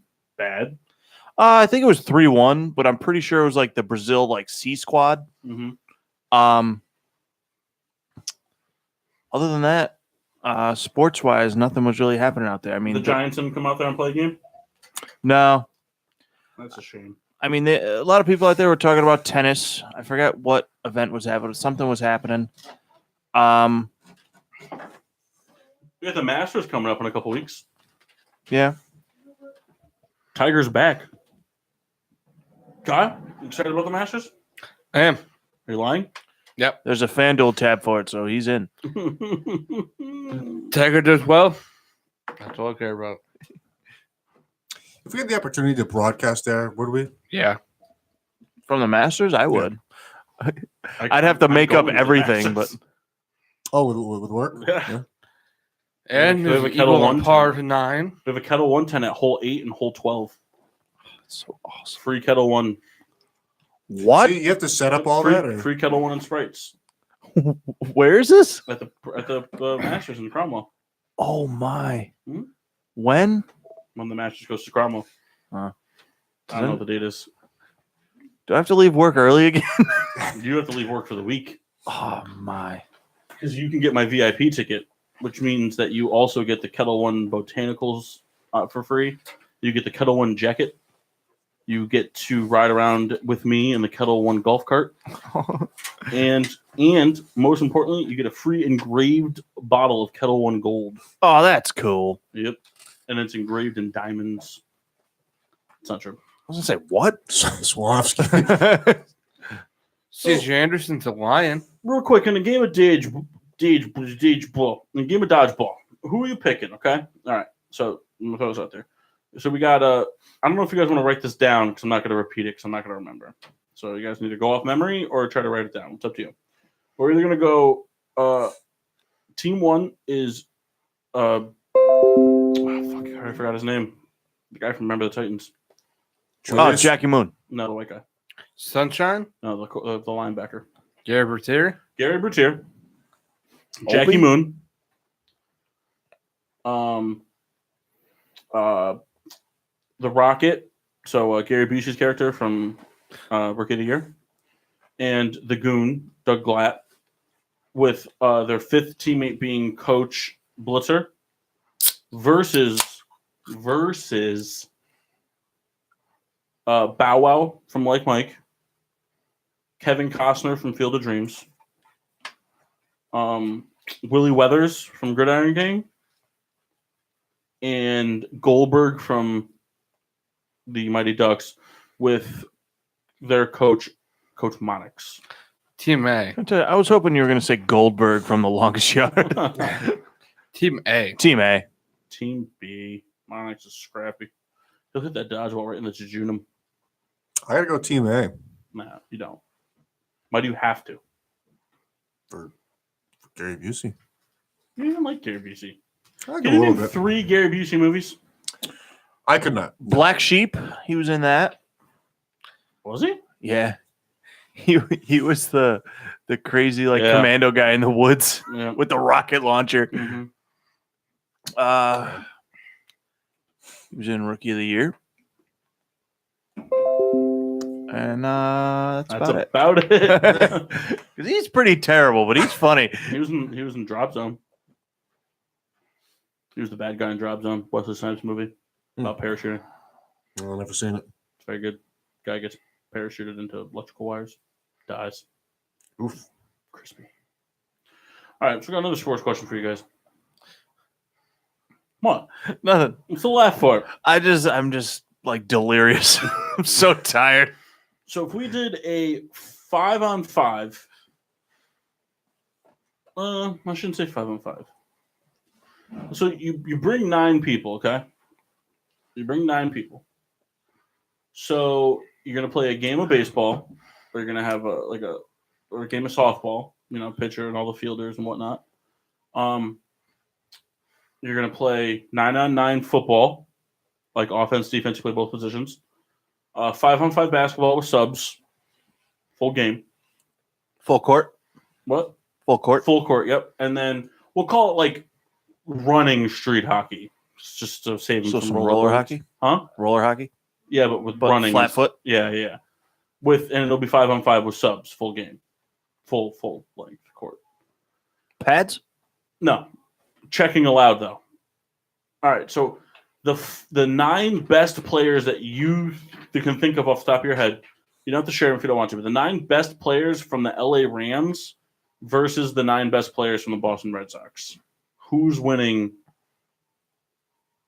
more? And then, so we'll do the 5th one if you think there needs to be a tiebreaker. The 5th one will be a bar challenge, which will be flip cup, beer pong, pool, darts, and the mini basketball hoop game. The You know, Rams. I got to go with the Rams here. I got a feeling they're going to dominate that hockey game if checking is allowed. Yeah, but I think the Red Sox will take them in basketball. I don't know. I think so. Cooks looks like he could ball out. Yeah, but so does Xander Bogaerts and Mookie Betts. Chris Hale's tall. We could put Aaron Donald in the paint. They're really short. Anyone gets close, hit him. Shoot the 3. That's true. Who's winning in baseball? Softball. I still think it's not the Rams. Didn't think that part out.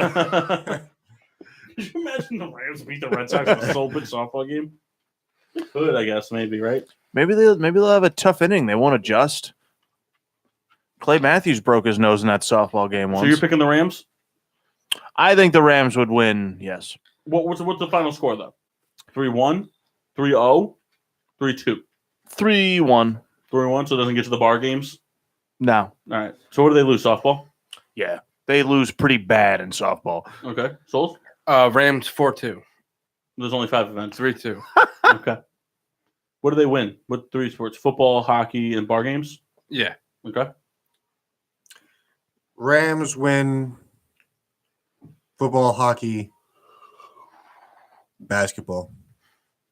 I'm going to go Red Sox. Red Sox win softball, basketball, and bar games. Because even if you don't cross the elbows, Chris Sale can get pretty far over the table for pong balls. He's got a very long arm. All right, same type of question, but we're going to do the 9 best players on the Golden State Warriors versus the 9 best players on the Boston Bruins. I give it to the Bruins. I think Bruins win.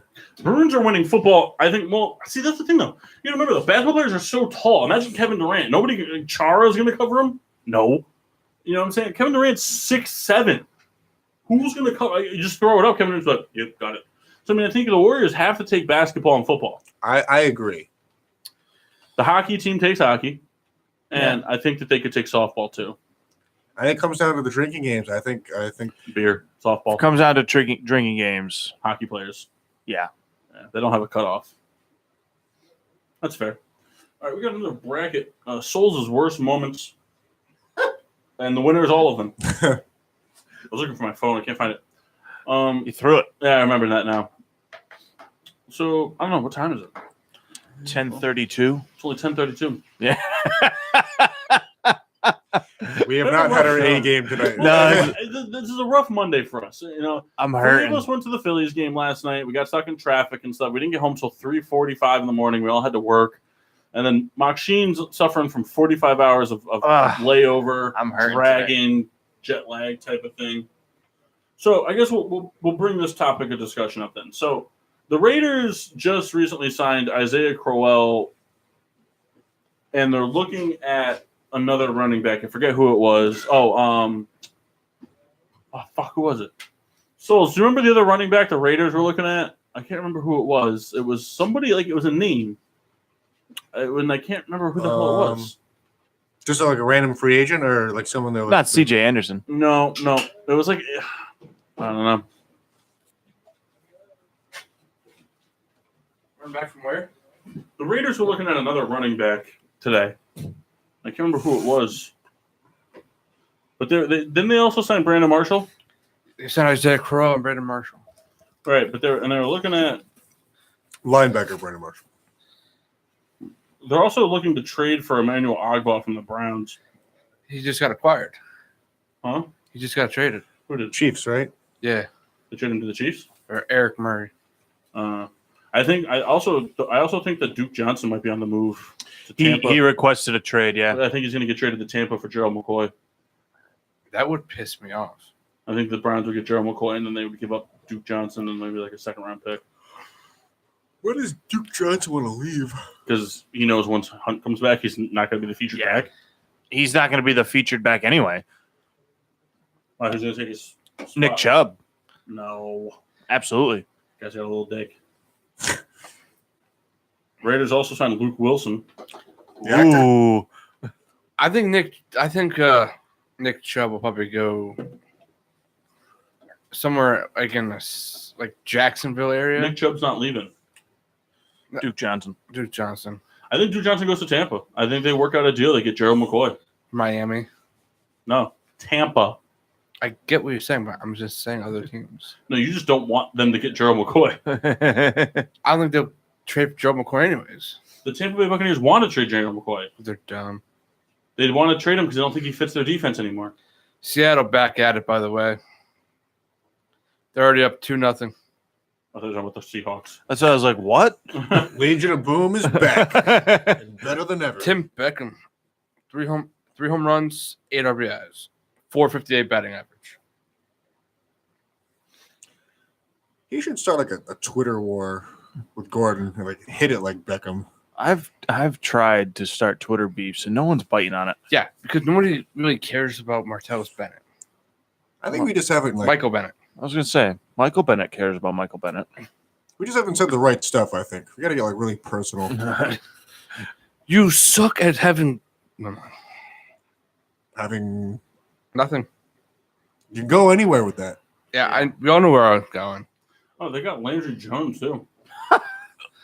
The Raiders, yeah. Oh, man, could you imagine Carr gets hurt, Landry Jones throws 50 touchdowns to Brown in 3 weeks?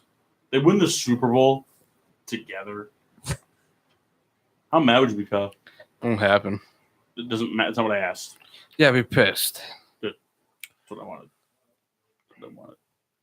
Pretty mad myself. Where did Terrell Suggs end up? Cardinals, right? Cardinals. Yeah, he'll end up a Raider, though.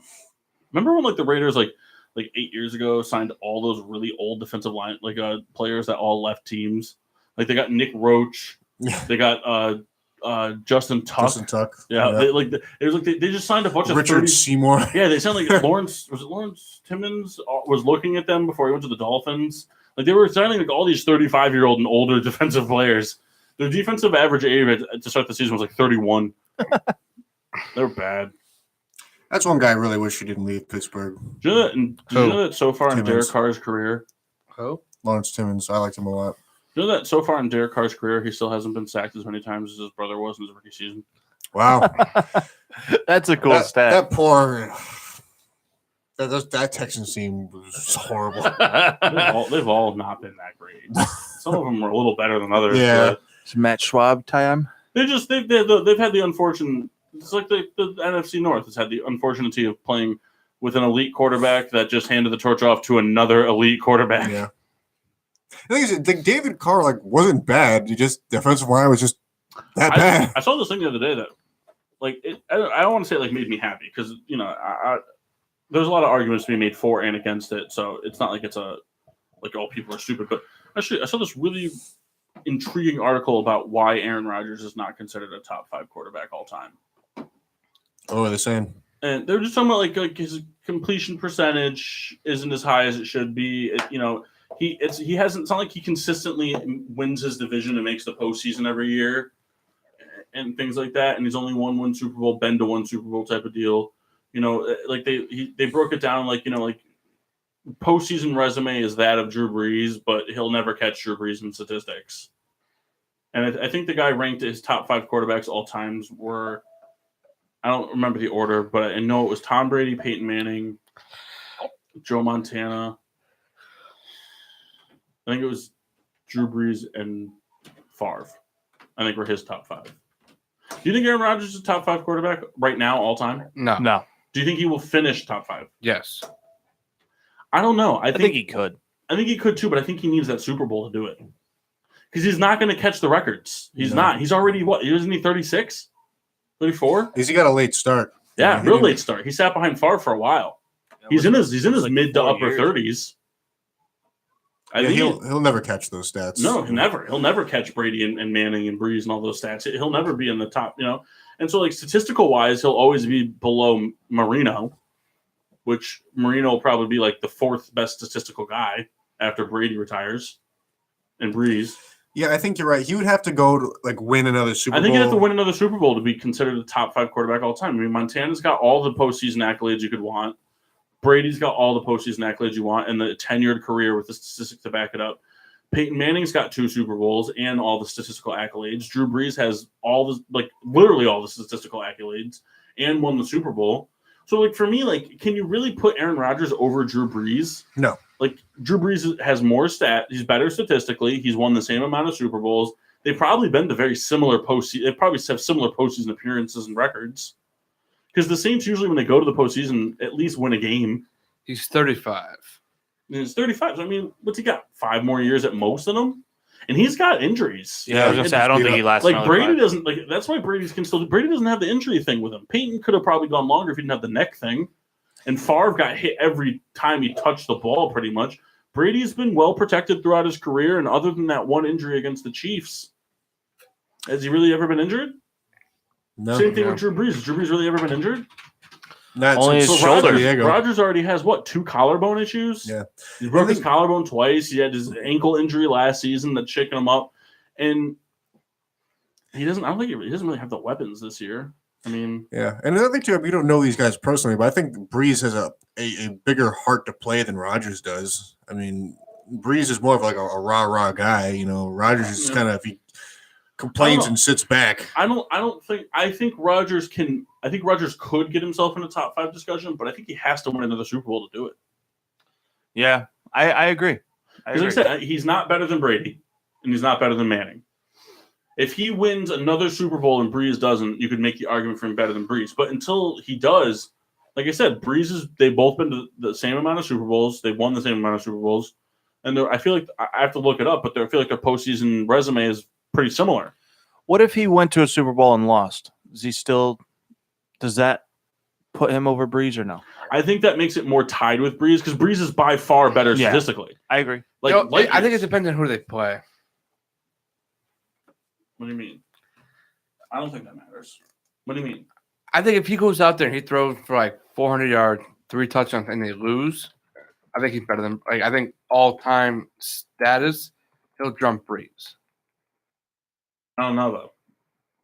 But it's not his Because what fault could- that they lost. I mean, me I don't know. If personally, he goes out there and throws 400 plus yards and 3 touchdowns loses? and loses without making a mistake, I don't think that's going to happen. Real quick, I just wanted to compare. I'm just saying, if that were to happen. I'm going to give you guys. So this was Aaron Rodgers' Super Bowl 45 line. He was 29 of 34 yards, 3 touchdowns, no picks. And So I mean, but realistically though, that's an average day for Rodgers. If you break on Rodgers, say he threw for 300 yards, you'd be like, oh man, average day, 300 yards, right? I mean, if you draft Rodgers in fantasy and he throws you 300 yards every week, would you be like, what the fuck? no. Yes, you would. You would expect more than 300 yards a week. Last year, no way. I would. I mean, if I had any quarterback that was giving you 300 yards a week, that get you the bonus. I mean, I'm taking average 300 yards a week. yeah. See, it's tough for me because I don't think it should. If he just plays another Super Bowl, I don't think that should be enough to make him jump over Breeze. I think he has to win it. But even then, I- I mean, Well, because I don't. in football, postseason accolades mean a lot. I get that. But like I said, he's never going to catch any of them in statistics. And I'll never use the argument for Rodgers that he got a late start, and it's like, okay, like Breeze jumped teams and Breeze battled an injury. Like Tom Brady missed the whole season, Peyton Manning missed the whole look season. at Like, it. they've all had their issues. Look at it the other way. I mean, even if you took, say, his season averages and gave him that for 4 years, I mean, would he still? I don't know. I'd have to break it down. That's what I don't think so. Right. Breeze has consistently been a 4,000 plus yard, 40 touchdown guy every year. I mean, I can't remember the last time that Breeze didn't finish top 3 in yards. It's usually always been Breeze. It was during the regular season. It was always Breeze, Ben, and Peyton. Yeah. When Peyton was still and playing. Sometimes Phillip Rivers would get in there. Phillip Rivers will work his way in there, and then some other guy that's having a great year yard wise, so like it would get in there. Like if Fitzmagic kept it going all year, he probably would have been in that category because he had the air and out offense. But you were always locked to be like if someone at the beginning of the season, it's going to be 1, 2, 3, it'll be Breeze, Ben, Peyton. Like you'd be like, all right, that's fair, or any other variation of those 3. I just don't know that Rodgers. I don't know. I don't think that him just even if he won another Super Bowl, I don't think is enough to fairly say he's better than Drew Brees. And you hear a lot of I think it is. You hear a lot of Packers and Rodgers fans talk about look at his Hail Mary throws, and it's like the Hail Mary throws, the talent that Rodgers exhibits on that is his ability to get the ball to the end zone. And that's it. And just to extend the play. He moves around. That's the thing. He moves around and he gets the ball down there. But realistically, if you break down that whole play, it's the arm strength. His contributions is minimal. Yeah, he has to get the ball down there, but catching it's harder than getting the ball down. Yeah. Another thing is though that even though Rodgers is kind of slowing down and Breeze is still at the level he was, there's been a long period of time where Breeze didn't make the playoffs. No, I understand that, but Rodgers hasn't consistently been winning that division. But he has before the last couple of years. But to counter that, because you are correct, but to counter that, again, you got to look at an entire team. The Saints had the worst defense in the league for 4 years in a row. And the Packers had a top 10 defense for years. I get that, but there's also a point where if Breeze Dan Marino didn't have the greatest team around him. I know that, but he went to the. But it was a game away from the Super Bowl. But if Drew Brees is scoring 35 points a week and his defense is giving up 42, that's a different thing. I get that, but not every game was like that. Green Bay won over the past years. Green Bay won it 4 years in a row. But what I'm saying is but if you go back, when did Rodgers start? 08? No, 2006, I think. No, because the Giants played the Packers in the 07 play, and that was Favre's last season. So it was 08. 08? Is that what you said? I said 06. Oh, it was 08. 08 was his first year starting. Because after the Giants, when the Giants beat the Packers in overtime, Breeze. Did he sit under Favre for 3 years? It was 3 or 4 years. Yeah. It was his a long first time. year was 08, because before that he threw 200 yards, 46 and 65. Yeah. Yeah, so since 2008,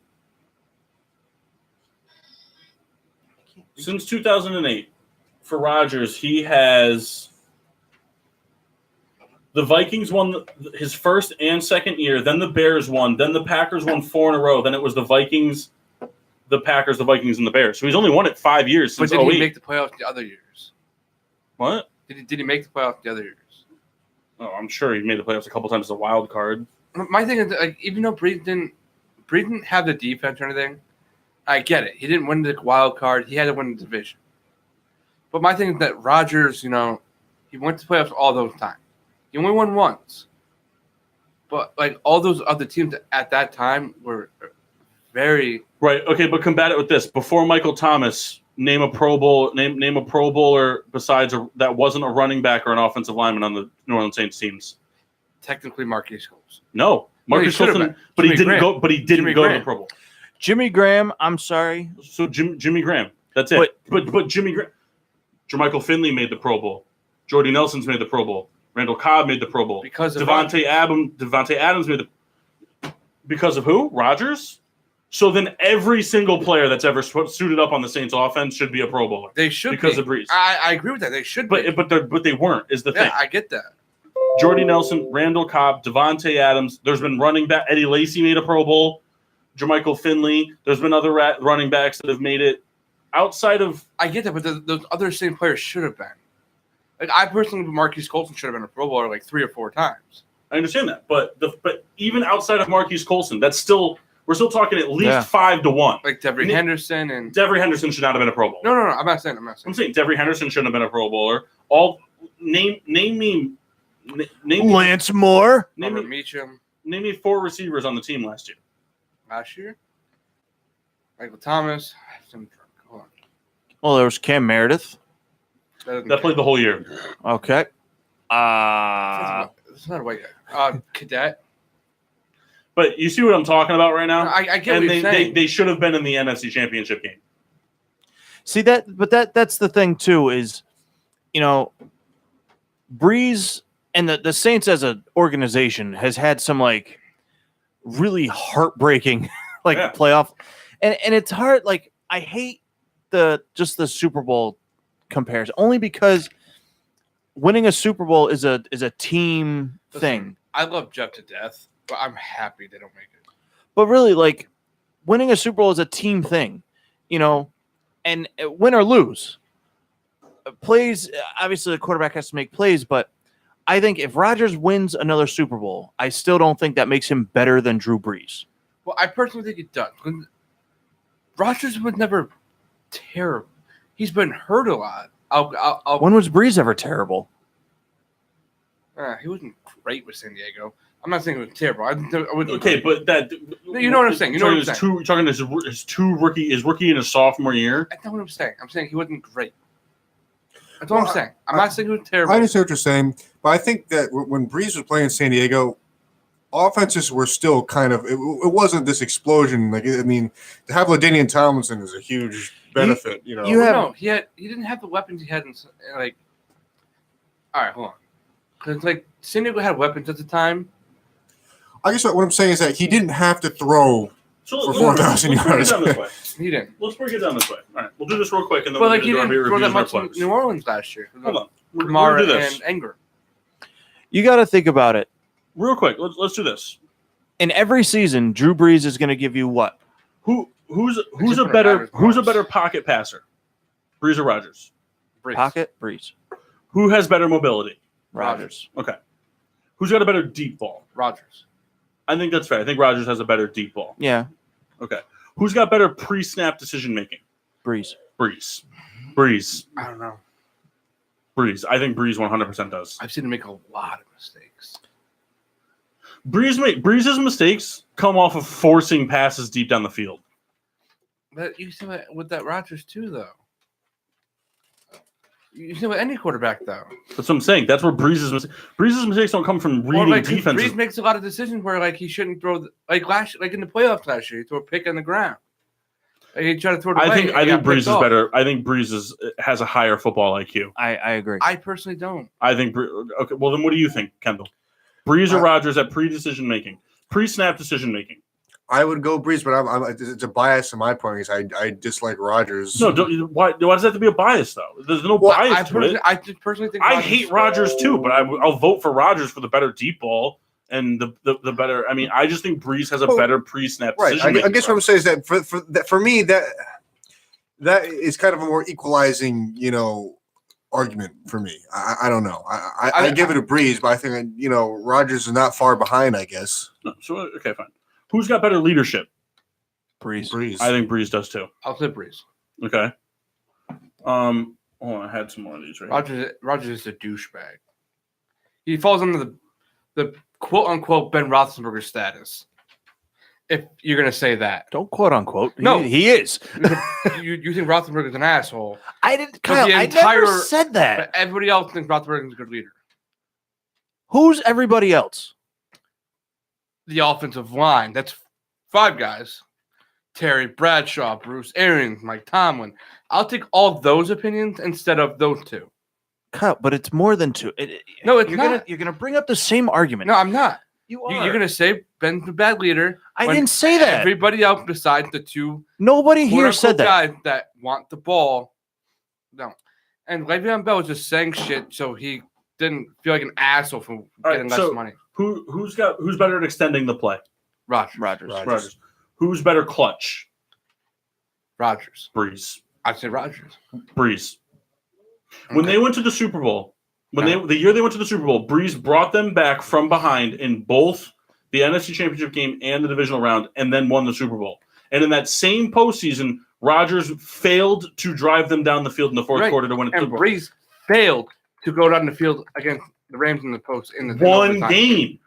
More than that. No, We just one don't game. remember. Okay, fine. In 2011, the 2011 season, Breeze had 7 comeback fourth quarter last drive victories. What about So, Rodgers? hold Had on, one. hold on. Won the whole season. I One. don't think that's true. It's Drew Brees has 40. in 2011. Breeze had led the Saints back as a record 7 times against the Texans, Panthers twice, Falcons twice, Titans and Bucks. Rodgers has only 1 comeback victory in the game against the Giants, Week 13 in 2011. Okay, how about Per NFL.com. How about the Hail Mary against the Cardinals in the playoffs? Well, here's That's the deal. extending the play, not clutch. Drew Brees It's is still clutch. It's not clutch. It's Kyle. clutch. It's more clutch on a wide receiver to catch a Hail Mary than it is for the so quarterback you're to saying place it's it. better for the wide receiver to catch it than the quarterback extending the play Hold for on. the wide receiver Here's to the catch deal. it? No, I'm saying the extending That's the exactly what play. you're saying. hold on. What I'm saying is the extending the fucking play is on Rodgers. The clutch portion of that play is catching the football. Tell me how catching a football has anything to do with the quarterback. Odell Beckham Jr.'s catch against the Giants. Is that on Eli Manning? Is that play because Eli Manning put the ball in the perfect spot for him to catch it one-handed?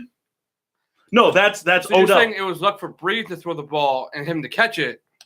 Kyle, we're talking about a Hail Mary. You specifically brought up the Hail Mary. Specifically the It Hail wasn't Mary. a Hail Mary. It was pretty much a dime to Jake Junis. No, Kyle, we're talking about Hail Marys. That was You a Hail Mary. brought up Hail Marys. The Hail Marys against the Lions. Yeah, The I Hail get Mary that. against But you the also threw Cardinals that they ended up losing in overtime to. Okay, I'll give it to Listen, here since 1960, the number 2 guy for game-winning drives is Drew Brees with 48. Aaron Rodgers is 20. whatever. You're right. 20. Go ahead. Well, game-winning drives would be clutch, Okay, correct? get it. Go ahead. That's really all I got. I'm just tired. Okay, of then Drew Brees wins. It's not fucking personal. We'll go to beer reviews. Jesus Christ. No, All I'm not right, making it Lizard personal. of I'm Kaz, saying. I'm gonna go. I'm doing my beer review. Whatever. The Lizard of Kaz. I actually really like this. I've had this before on the show. I find it not too like blueberry. It's a little on the sweeter side, which I'm not usually a fan of for the stouts. But I don't know what the hell I did with my beer journal. Oh, here it is. I'm not really crazy about the sweet beers, and this kind of it's on the sweeter side, so it gets a little rough towards the last third of it for me because it's a 750 beer. It's 10.5%, but it doesn't really drink like it. For color, I put it in the glass the first time. It's kind of shimmery. Like you do kind of get like that little bit of that blue hue from the blueberries. Is it the same like thing every time? Like is like there's like a difference between every time it comes out? Or No, it's just the same thing. It's the same blueberries thing. with chocolate and vanilla aged in bourbon barrels. Yeah, I mean, like there might be a taste variation because of the bourbon barrels they age it in, but it's not like Bourbon County where they change up the recipes and stuff. But I mean, I give it 4 stars. So I get it again. I've had it on tap and I've had it in the bottle. It's both good, very time. But I definitely couldn't have I wouldn't want more than one of these every once in a while. And then I had Schaefer. I put it in my beer journal a while ago, so I'm not going to do it again. It's just crushed beer. Yeah. It's if I drink 60 of them after a softball game. The Czech Budweiser is fantastic. It's up there. You know, I've talked about the Gambrinus on the show. I love these beers. I give it a nice 4-star review. But I mean, really, it's just a pale lager. It's anything crazy. It's just great taste. Big fan. Now, did American Budweiser take the name from them? Yes, they have been suing each other for a long time. Oh, really? That's why, because they actually sell this beer here, but it's called the Czechvar. Mm-hmm. And that's because Budweiser blocked them from using the word Budweiser. Well, I know that Budweiser does, like a lot of wine companies do. Budweiser does, they technically have a different corporate structure for America versus the rest of the world. Because, in the rest of the world, actually, in the rest of the world, I'm pretty sure Budweiser and Miller Coors merged. Really? Yeah, they didn't do it in America because it violates the monopoly rules. The monopoly stuff, yeah. But I'm pretty sure in the rest of the world, Budweiser and Miller Coors. I can't remember who bought out who. I think InBev bought out Miller Coors. Yeah, I think so too. Yeah, I think yeah, that sounds right. Yeah, but yeah, in America, it's America, Canada, and 2 countries in Europe. They didn't do it because it violates monopolistic rules. So what? Fun fact: Turkish airport had Miller genuine draft bottles. That's pretty cool. Those are probably 30 years old. They were very expensive. Were they very dark in color? No, just very expensive. I think one beer was $7. Wow. Which, I mean, it's an airport, but I mean, I paid $13 for a 25-ounce Bud Light Lime last night. Bad decision. Nah, I love Bud Light Lime. Oh, I do. I love it. We actually have a special thing planned for a show. It's not Bud Light Lime, but I have a special thing planned for everybody on the show. I've already purchased the products, but I need a confirmation of everyone on the show because I want everyone to be present for it. I sort of discussed this with Riddler. He knows what it is, yeah. Roughly. Souls had a plethora of beers over there, it looks like. Just two? The two Super Doubles? Yeah. Oh, okay, so you had 2 beers. Well, we know what you think about Super Duper. What do you think of the caramel one? The Citrus Siraj. If you like orange juice, you're gonna love it. If you don't, it's gonna be whatever. Tastes like orange juice. Yeah, exactly like orange juice. I mean, he gave me a sip. It was good. I think like really cold. I don't personally love it. I'm not a big fan of orange juice, anyways. Too heavy. you in love the orange. too juicy. It's not like that. Like that. That's like a more tangy orange juice. All right, I like that a lot. That beer is actually made with tang. little tang. I know it's not like an idiot, but for No, No, I'm not saying that at all. I like that word. I don't hear tang a lot. I like that a lot. Do you think it's fair to say that Tang is to orange juice as Yoo-Hoo is to chocolate milk? Yes. Yes, that's the perfect analogy. it's more sweeter than orange. You know, Souls, you're in a tough spot because you're trying to chase something as good as the Super Double Citra, and it's Last week I liked the beer I had last week. it's going to be hard to do because the bar is set very high. I feel. Well, we are going to, once the weather gets warmer, we're going to try to get a Saturday or a Sunday coordinated before football season kicks off. And we are going to venture over the border into Brewster, New York. Myself, I've made a lot of connections in the liquor and beer world. And I have a friend that owns a liquor store in Brewster, New York, where they have, as of 3 weeks ago, we were texting, he has over 786 different beers on in store. And these are all going to be free for us. Well, no, we're going to have to buy them. But if we get together growlers, which we have plenty of, he said he'd give me a couple of free growler fills because in New York, it's legal to tap 15 kegs per beer store and fill growlers and sell growlers for beers you don't want to buy. Cool. You can just buy it. Yeah. So that might be something cool we can do on a show one time. Do they have Heineken? In the growlers? Yeah. Yeah. All right. Mm-hmm. I'd like 5 of those. How it works is you shotgun the mini keg. That'd be awesome. Or put it What in the a cooler mess. and sit on it. Yeah, I didn't sit on it. Just the lid was on it. It was very funny, though. A lot of beer spilled in that rug. Yeah. Oh, shit beer. Hashtag Pittsburgh trip, whatever time it was. How was your beer? I think that was the Bengals game. I think you're right. Philly are meeting Yes. with Keuchel as of right now. Whoa. Yeah, good. Get that guy on a fucking roster. I drafted him.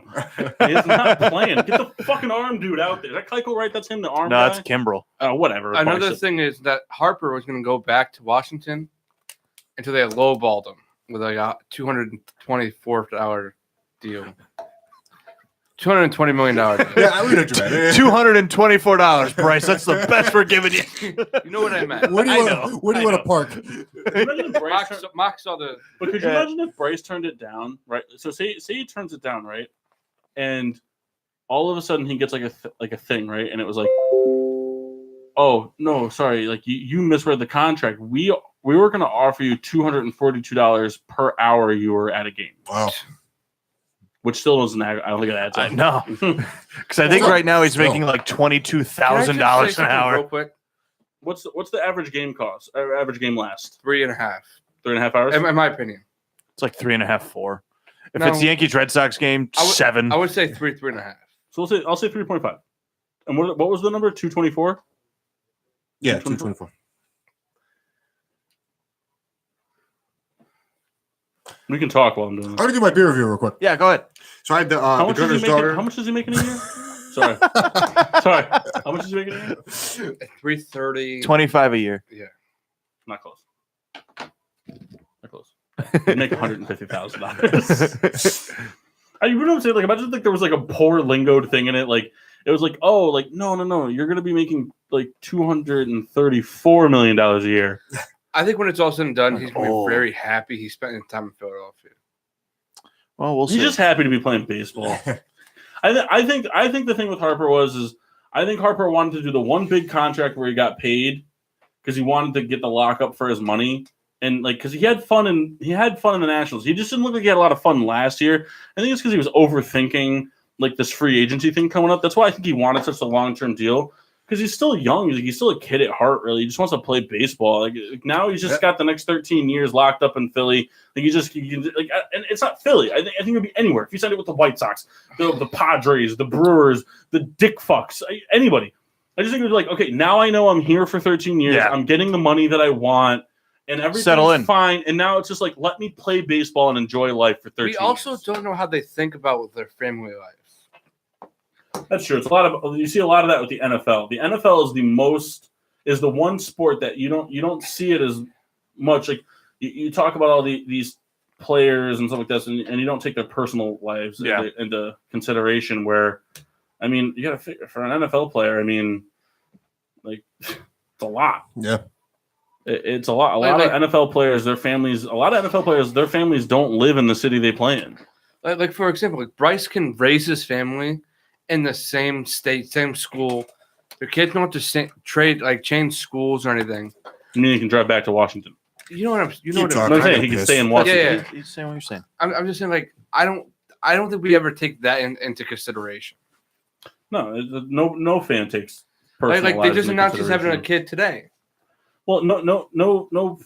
It was the Brian Urlacher thing. Brian Urlacher said that he wanted to play after he retired. After the Bears decided they weren't going to resign him, he said that he thought he could still play and he'd like to play at Arizona because he went to school in New Mexico. He'd be close to his college alma mater.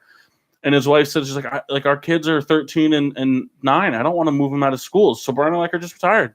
The Cardinals offered him a contract, a good contract, a fair contract, and he would have taken it.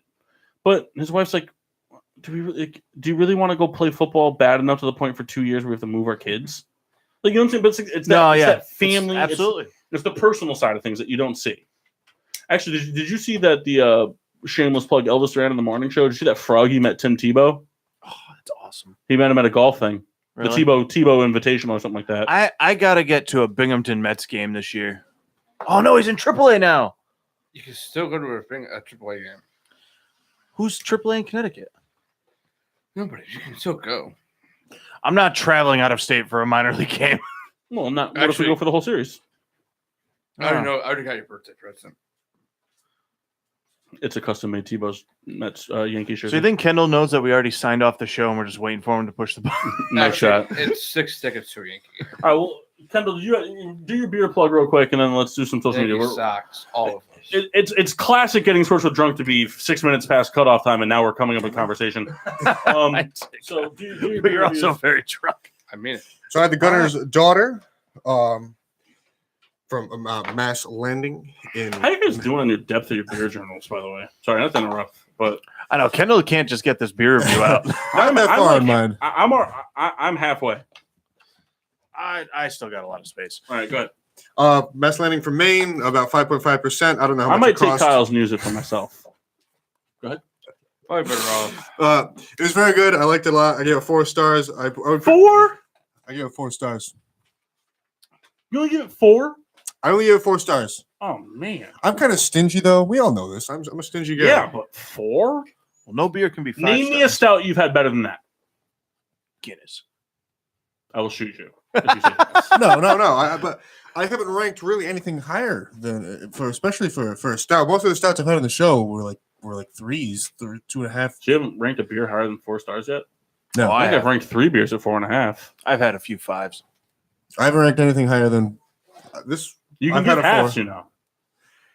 I don't like giving halves. Then he only has to color half the All star. or nothing. All right, But very tasty. You know, for a change of pace in terms of volume, enunciation, and enthusiasm, Mock, where can they find us on social media? Check us out on Facebook and Instagram at Getting Sports with it's in Drunk. my beer review. You gave it the stars. Notes of chocolate, peanut butter, blah blah blah. You heard it all before. I'm the last guy to have it. I'm sorry. I thought you were done. I thought you were done in too. the I'm beer sorry. review journal, the last thing under stars is would you get it again? The notes is before the stars. I was cut off like 9 times in that beer review. That is true. I thought you were done too. I It's apologize. been had 3 times on the show. He's the last guy. But be sure to find us on Facebook and Beer Instagram sucks. at Getting Sports with Drunk. Twitter is GSWD_4. Make sure you use the hashtag GSWD_4 for all your daily uses, whether it's getting interrupted during a beer review or coming up with content at the last second. Subscribe on Podbean, iTunes, Google Play, iHeartRadio, and Spotify. Where you find internet radio shows, podcasts, and poop, you find us. Check us out every Monday night on the PPR and Radio Network from 8 to 11-ish. Check out me and Kendall tomorrow. Will be on the Peter Pino Show from 7:30 to If Mark's not 10:30. sleeping. Yeah, here on the PPR and Radio Network. Check it out. All right. We'll be back next week, as Mark said, from 8-ish to 11-ish. Hopefully we have a couple more people coming on. I'd like to get Jeff. I'd like to get a full house going. I don't think we've had a full house in a long time. In 2 weeks' time, we have the official NFL mock draft coming. Yeah, 2 weeks from today, we have the official Getting Sports with Drunk NFL mock draft. Next Monday, we will have updates as to another Phillies trip, as the same crew plus J Mart will be going to the Phillies trip. Mark Sheen wasn't invited because it's a secret Phillies trip. We'll be going in August. And we're playing the Twins. Area is on the bump again. Yeah, fucking it's the same ridiculous. fucking By the pitcher. way, they skipped Velasquez to start. We But, would have saw Nola. but anyway, so we'll be back around 8-ish. I don't know what we have scheduled yet, but it's going to be good. And once we figure it out, it's going to be figured out soon. We're gonna plug it away on social media like crazy. Fucking crazy. Spam you like jerk mate on fucking Pornhub. If you haven't seen those yet, go to Pornhub. You'll see them. Not a sponsor. Not Yes. a sponsor. But until next week, I'm your hostess, Cupcake the Riddler. I'm Mark. Sheen Washable. Nope. I'm Milwaukee. And I'm the Red Baron. Nyong.